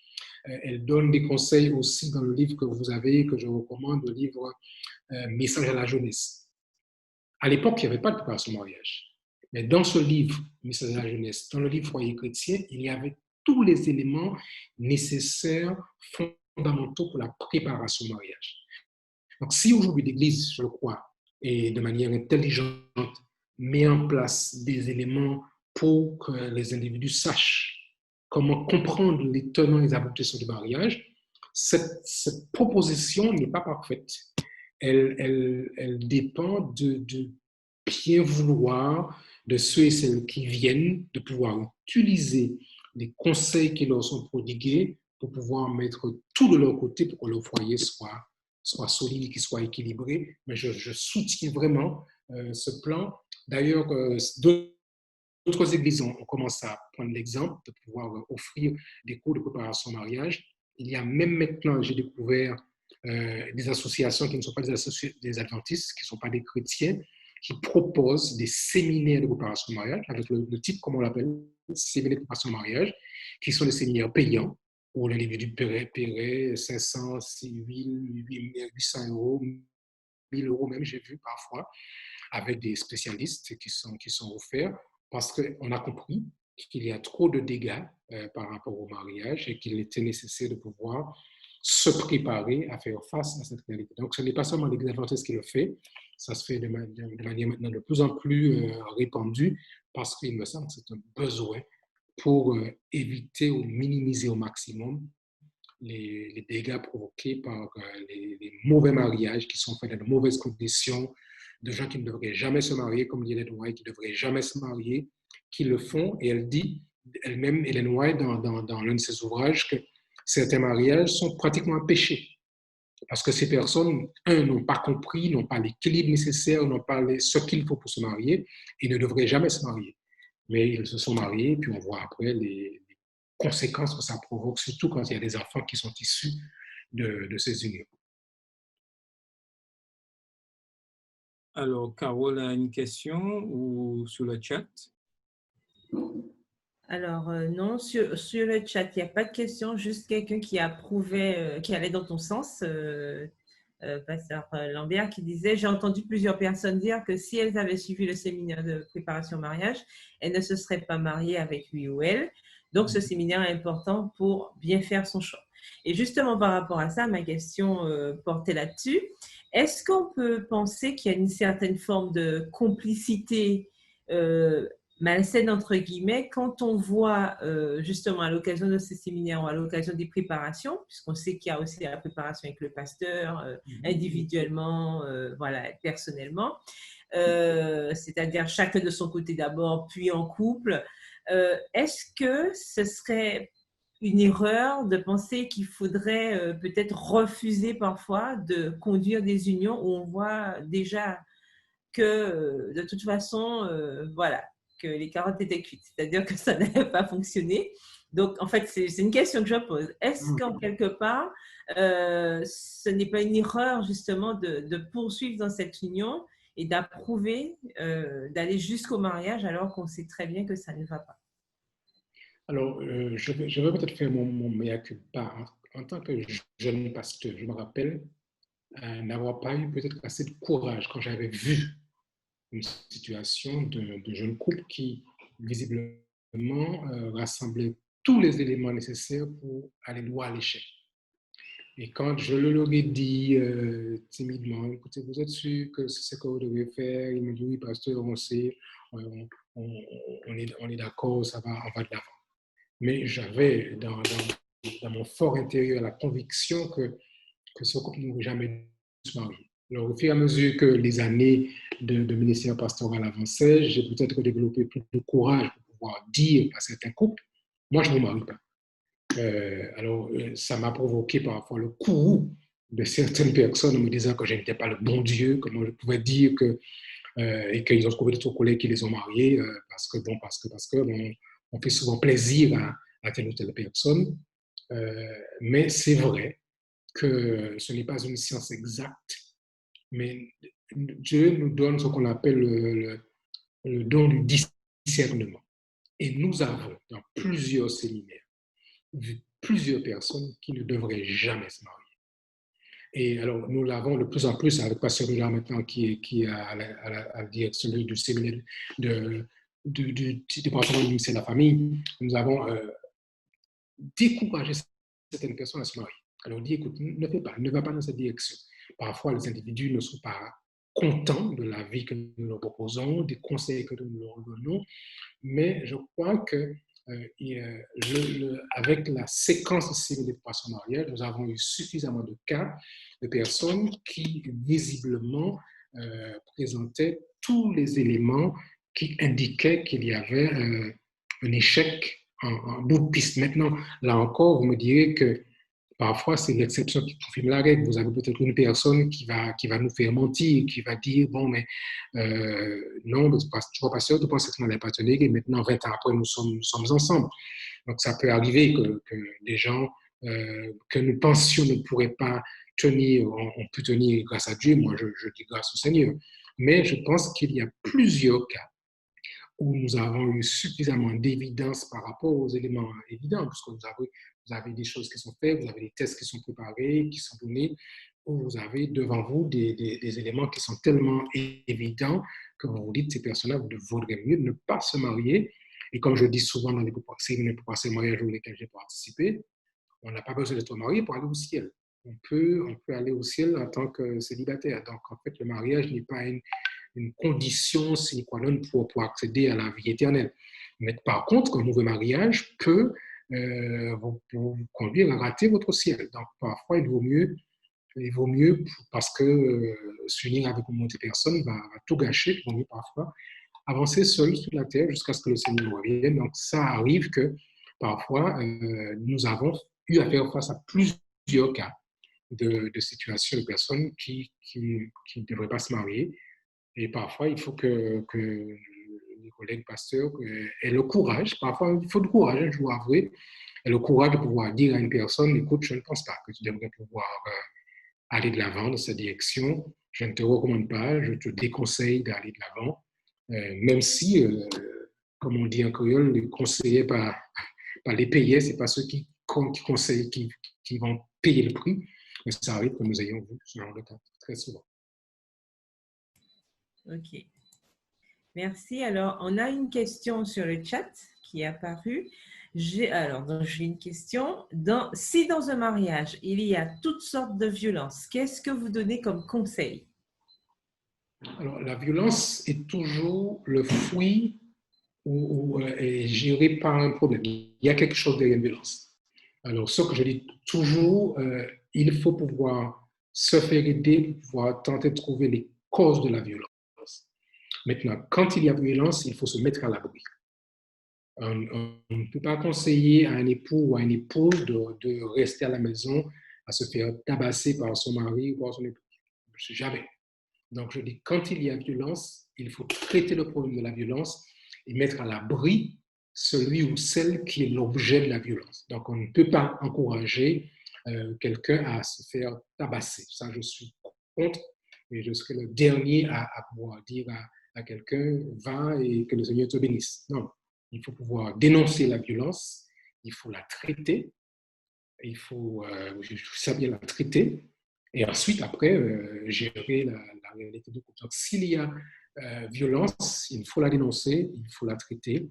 Et si on a pu la traiter, on a trouvé la cause et qu'on la traite, que ça se soigne, gloire à Dieu, on va gagner quelqu'un et on pourra sauver un couple, mais on ne peut pas encourager quelqu'un à rester, à se faire tabasser à longueur de journée. Alors, il n'y a pas que violence verbale, hein, il n'y a pas que violence physique, hein, il y a toutes sortes de violences, violences psychologiques, violence verbale, violence financière, violence sexuelle, vous avez, la liste est longue.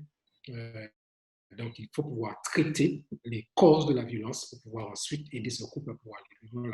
Vous avez à la Martinique des psychologues et des conseillers conjugaux qui peuvent accompagner quelqu'un par rapport à une situation de violence, mais quand il y a violence, il ne faut pas garder le silence. Je le dis parce que parfois, on a peur, on a honte, il ne faut pas garder de silence. Quand il y a violence, il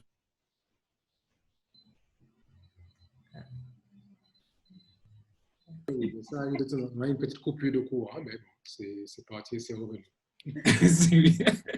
Alors, donc, on était sur parler de la violence. Alors, voilà, tu étais en train de parler de la violence. Oui, je disais que, juste pour résumer, que la violence, ça se soigne, ça se dénonce et ça s'accompagne. Donc, il ne faut pas garder le silence quand il y a une situation de violence, il faut le dénoncer, il faut pouvoir ensuite se faire aider, se faire accompagner quand il y a une situation de violence et ensuite, après, on va gérer le retour ensemble avec ce couple. Mais il faut tout de suite qu'il y a une situation de violence, il ne faut pas jouer avec ça. La violence, ce n'est pas fait partie du plan de Dieu, donc il faut très vite le dénoncer, se faire accompagner, et puis ensuite, après, mettre en place l'accompagnement qu'il faut pour un retour éventuel à une vie à deux, puisque Dieu ne veut pas soutirer ou encourager de personnes qui se font violenter. Ce n'est pas comme ça que Dieu fonctionne. Alors, pour compléter la question, est-ce qu'on peut dire qu'il y a un manque de conversion quand la violence existe au niveau des couples adventistes? Alors, le mot conversion, parfois, c'est un mot qu'on utilise rapidement. Vous savez, certaines personnes en diplomatique et des pathologies qui sont particulières. Ce n'est pas forcément un problème de conversion, ça peut être un problème d'histoire familiale, problème de gestion personnelle. Alors, bien sûr, on peut le mettre sous couvert de conversion, mais il y a des gens qui sont malades, qui doivent se faire soigner. Vous avez des gens qui ont besoin, qui ont vécu de tels traumatismes, de tels dégâts dans leur propre tête qu'ils ont besoin de se faire soigner. Donc, c'est vrai qu'on peut dire que c'est un problème de conversion, mais ce n'est pas encore réducteur que de pouvoir simplement dire c'est un problème de conversion. Parce que même quand on est converti, on a encore des séquelles du péché en nous qu'il faut traiter.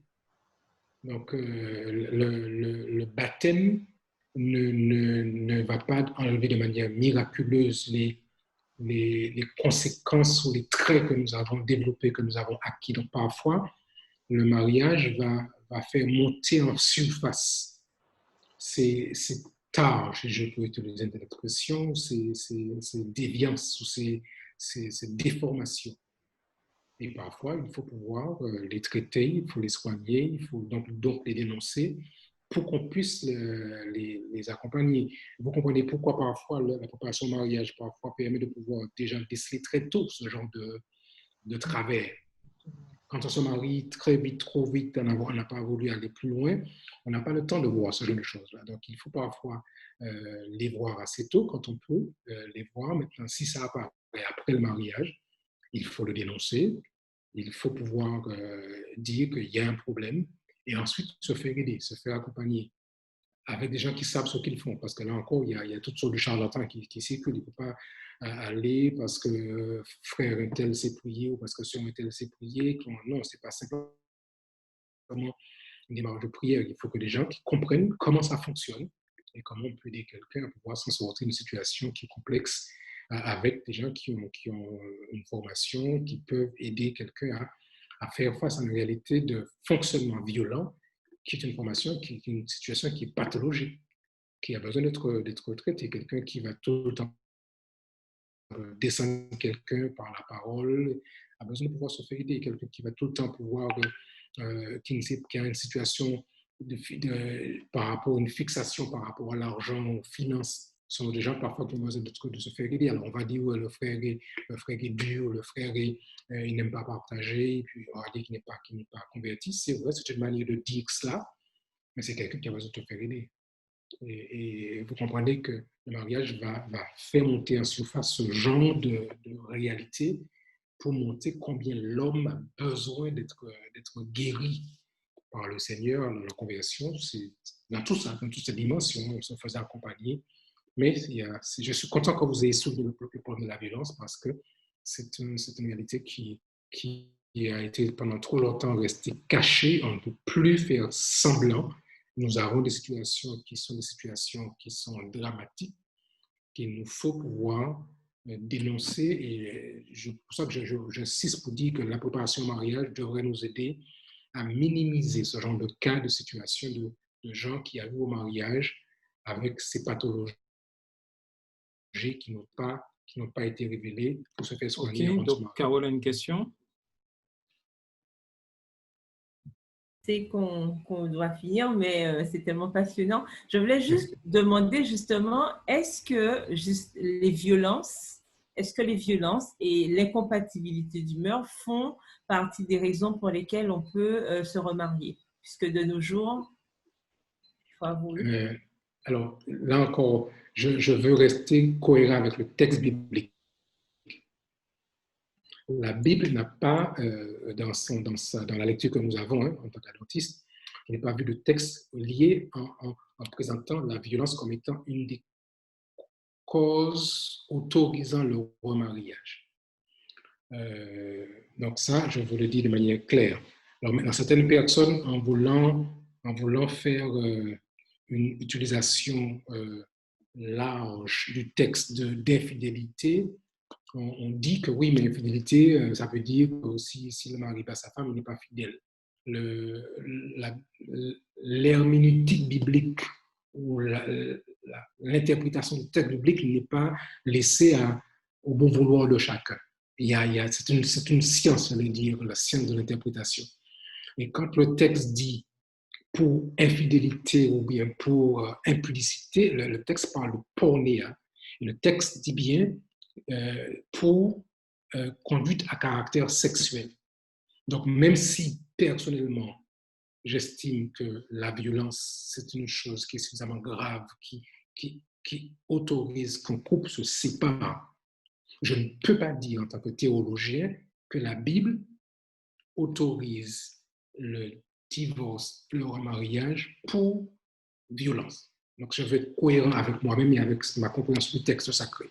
Maintenant, ce que je dis, c'est que quand il y a violence, on ne peut pas encourager quelqu'un à rester dans une situation de violence. Donc, voilà ce que je dis par rapport à la lecture théologique du texte, à la compréhension théologique du texte. Voilà ce que le texte dit. Maintenant, ce qui se passe, c'est que quand il y a violence qui perdure et qu'on dit à cette personne, écoute, si ton mari est violent ou ta femme est violente, sépare-toi jusqu'à ce qu'on ait traité la chose. Donc, ça se met en place, on traite. Certains territoires, certains pays non pas la disposition de séparation que nous avons par exemple en France. Donc pour eux, cette option, cette case de séparation n'existe pas. C'est soit vous êtes divorcé, soit vous êtes marié. Donc il faut parfois, en tant que chrétien, être aussi sensible à la réalité juridique dans laquelle on vit. En France, il est possible de pouvoir dire sépare-toi, ne reste pas dans ce contexte-là. Maintenant, ça c'est pour la séparation. Maintenant, quand on parle de remariage, là encore, si on veut rester fidèle au texte biblique, alors parfois certaines personnes étaient fâchées avec moi. Je dis, mais ne soyez pas fâchés avec moi, mes amis. Je vous dis ce que le texte dit. Après, vous faites ce que vous voulez, vous êtes des adultes. Le texte ne me dit pas que je peux me remarier sauf pour les conditions qu'il a définies, que le Créateur a définies. Alors, si parfois moi-même, en tant qu'humain, je dis, mais Seigneur, tu aurais pu donner une petite chance à ce frère-là, à ce là le Seigneur me dit, je ne t'ai pas dit ça. Dis ce que le texte dit. Donc, parfois, nous sommes dans la limite de ce que le texte nous permet de comprendre. Et certaines personnes se disent, pasteur, écoute, je comprends ce que tu me dis, mais je prends la décision de me marier malgré tout. Alors là, c'est la liberté des uns et des autres. Et en tant que pasteur, on ne peut pas interdire à quelqu'un de se marier ou de se remarier s'il a décidé dans son choix, dans sa conscience. Mais si on me pose une question avec, on me dit, que dit le texte biblique, je suis obligé, en conscience, de lui dire, la Bible ne dit pas ça. Donc c'est là où nous sommes parfois dans ce dialogue, qu'il faut tout le temps rester humble, rester honnête et dire aux gens, voilà ce que dit le texte. Le texte dit, voici les conditions que Dieu avait prévues pour mariage et pour divorce et pour remariage. La violence n'en est pas une.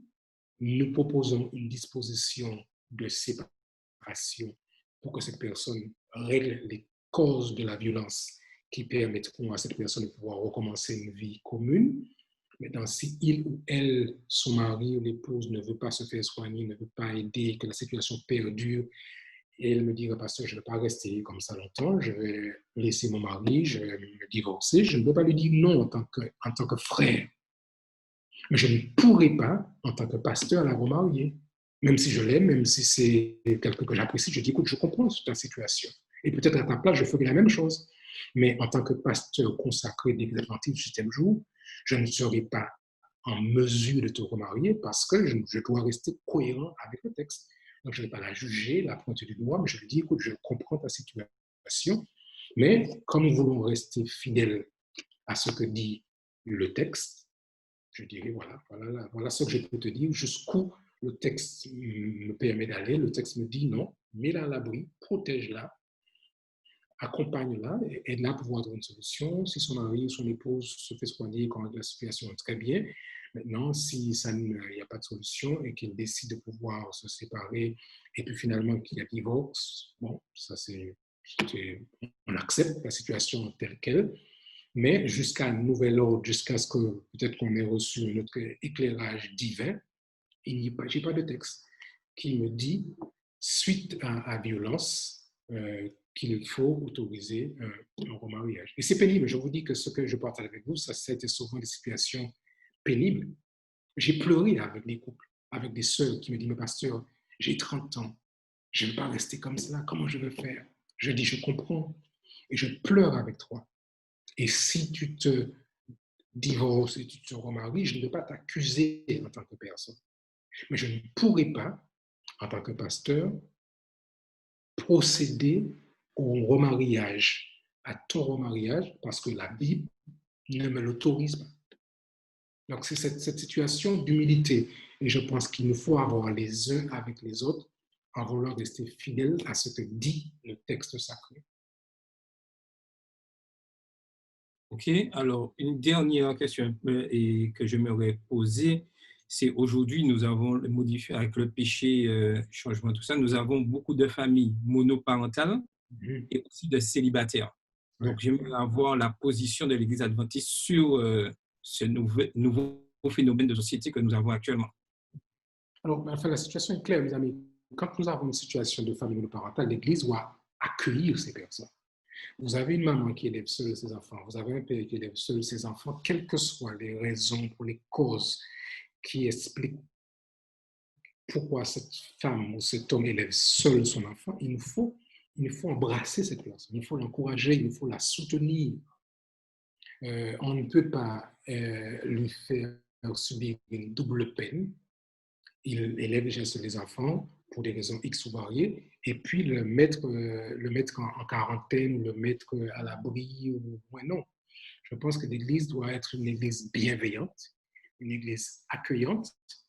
Et quand il y a de plus en plus de personnes, effectivement, qui élèvent leurs enfants seuls, et l'Église doit pouvoir, dans son fonctionnement, être bienveillant dans la manière d'intégrer ces personnes.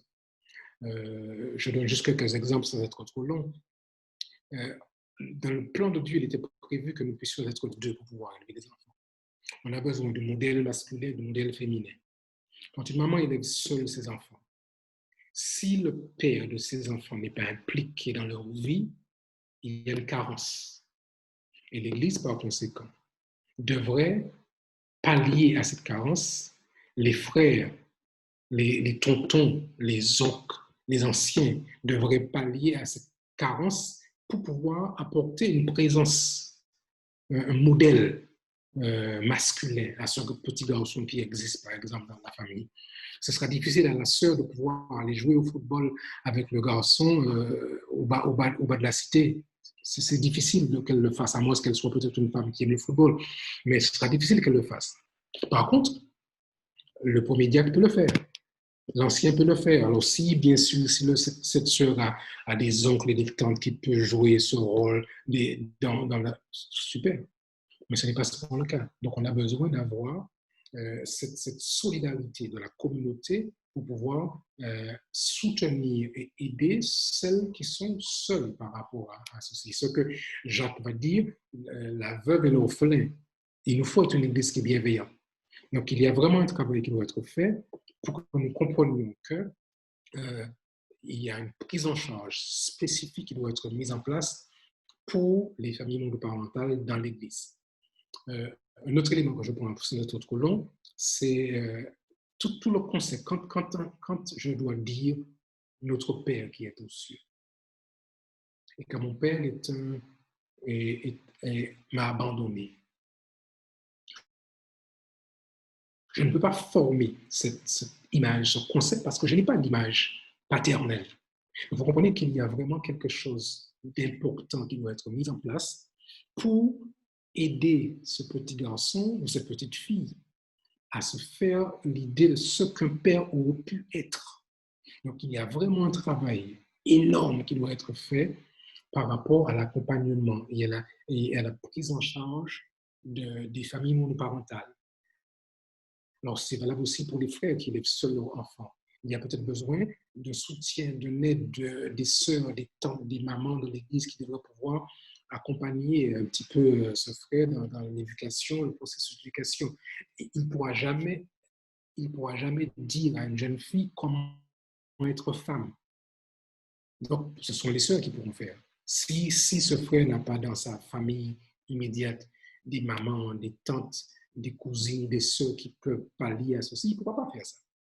Donc, on a besoin de quelqu'un pour pouvoir pallier. Et c'est pareil, ce n'est pas si une sœur n'a pas de frère ou d'homme immédiat dans sa famille, ce n'est pas elle qui saura dire à son garçon comment devenir un homme. Donc, il y a un travail qui est important et on voit aujourd'hui l'hécatombe qu'il y a dans la société parce que justement, comme il y a de plus en plus d'absence, en particulier de la figure masculine, beaucoup de ces jeunes garçons ne savent pas devenir des hommes. Parce qu'il n'y a personne qui a su leur montrer comment devenir un homme. Donc, nous avons besoin de pouvoir, par rapport à ce sujet en particulier, voir et revoir la manière dont nous faisons l'Église pour que nous puissions apporter à ces personnes tout l'amour que nous pouvons leur apporter pour qu'ils puissent se trouver à l'aise dans la famille de Dieu, même si ils doivent avancer sur la terre sans qu'il y ait un père ou une mère dans le foyer conjugal. Ok, je sais qu'il y aurait tant de choses à dire, mais malheureusement, le temps qui nous est parti, nous avons déjà à la fin. Donc, je rappelle juste notre prochaine rencontre dimanche 13 septembre avec la sœur Jaël Valiamé Noël. Et nous verrons avec elle les croyances 10 et 11, l'expérience du salut croître en Christ. Vendredi 18, ça sera notre dernière rencontre, pas notre dernière rencontre. Nous verrons les 2 dernières croyances avec le pasteur Jean-Luc Chantler, les 1000 ans et la fin du péché et la nouvelle terre. Et nous aurons une conclusion, une synthèse, le sabbat 26 septembre à 14h30, heure spéciale, parce que notre invité sera en France, c'est les 2 colons, c'est le pasteur Mounet. Donc, chez lui, il sera à 20h30. Donc, c'est pour ça cette heure spéciale, 14h30 pour nous en Martinique. Donc, et comme je disais, vous pouvez poser vos questions. Nous avons une adresse mail, 28croyances@orange.fr, et le pasteur Monet fera une synthèse au niveau des 28 croyances. Donc, pasteur Lambert, tu as la parole pour faire la conclusion. Ensuite, nous aurons le chantème et tu feras la dernière prière. Alors, s'il fallait résumer, je pourrais dire juste en 2 phrases. Le mariage de la famille, c'est une bénédiction de Dieu. Maintenant, le diable veut tout faire pour pouvoir transformer ces bénédictions en malédictions. Mais je sais une chose, c'est que Dieu a prévu de restaurer la terre. Le livre de Malachie propose cette prophétie de la fin des temps. Il dit le retour des pères, du cœur des pères à leurs enfants, de peur que je ne frappe le pays par interdit. Donc Dieu nous dit le rôle et la mission que l'Église adventiste, que vous et moi devons jouer dans le retour aux valeurs familiales bibliques.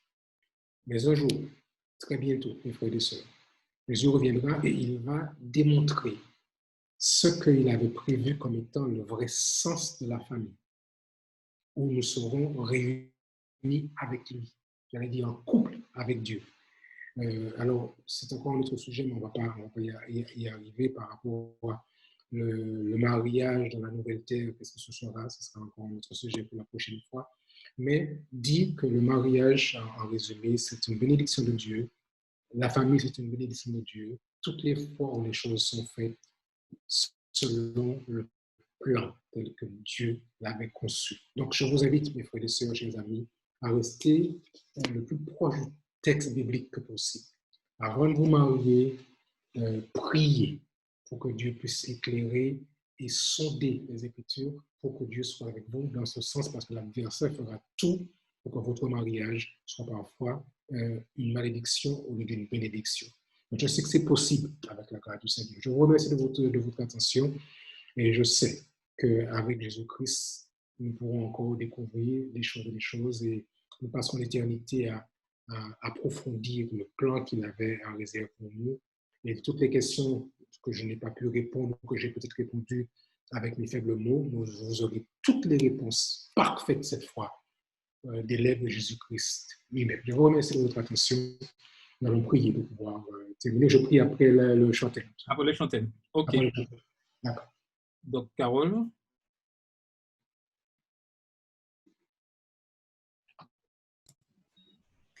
Alors, comme d'habitude, je vous demande de chanter avec moi. On y va? Dans tous nos cœurs brûle cette espérance du retour de notre Sauveur. Et nous mettons notre ardente confiance dans les promesses du Seigneur. Bientôt du monde en émoi, tous les peuples réveillés se lèveront pour chanter Alléluia, Christ est roi. Dans tous nos cœurs brûle cette espérance du retour de notre Sauveur. Soyons unis en Christ notre Seigneur et motivés par son amour. Prions pour ceux qui vivent dans la peur et parlons-leur de son retour. C'est l'objet de notre foi. Jésus-Christ apparaîtra et l'Église chantera. Alléluia, Christ est roi. Soyons unis en Christ notre Seigneur et motivés par son retour. Merci à tous, bon sabbat et bonne fin de soirée. Nous allons prier. Notre Père et notre Dieu, nous voulons te dire merci.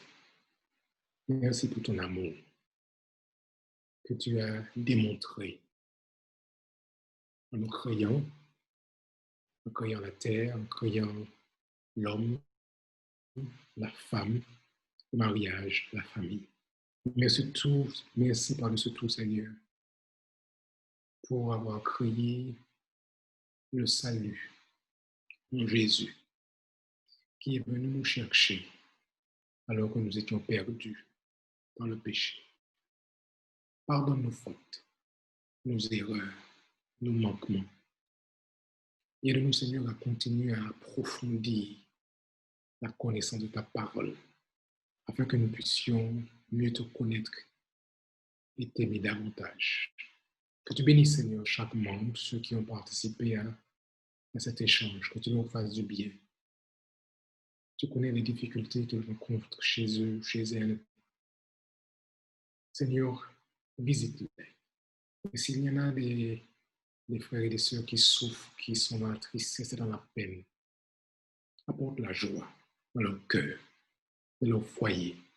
S'il y a des foyers qui sont en difficulté, Seigneur, ramène la paix, le calme, et qu'ils puissent, Seigneur, très vite retrouver le bonheur et la joie de vivre ensemble. Non seulement tu béniras, Seigneur, ceux qui sont en couple, mais tu béniras aussi ceux qui vivent seuls, qui sont célibataires, ceux qui sont veufs, ceux qui sont pères ou mères de famille en élevant seuls leurs enfants. Bénis-les, Seigneur.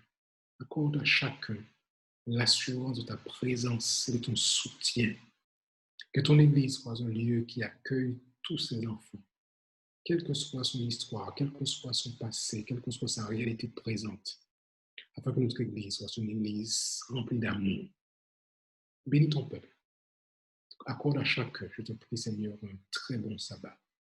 Que ta main soit ressentie dans la vie de chacun et qu'à la fin de cette journée de sabbat, nous puissions te glorifier et nous préparer à vivre un autre jour jusqu'à ce que nous serons avec toi rassemblés pour ne plus jamais être séparés. Je te prie, Père, au nom de Jésus et pour ta gloire. Amen.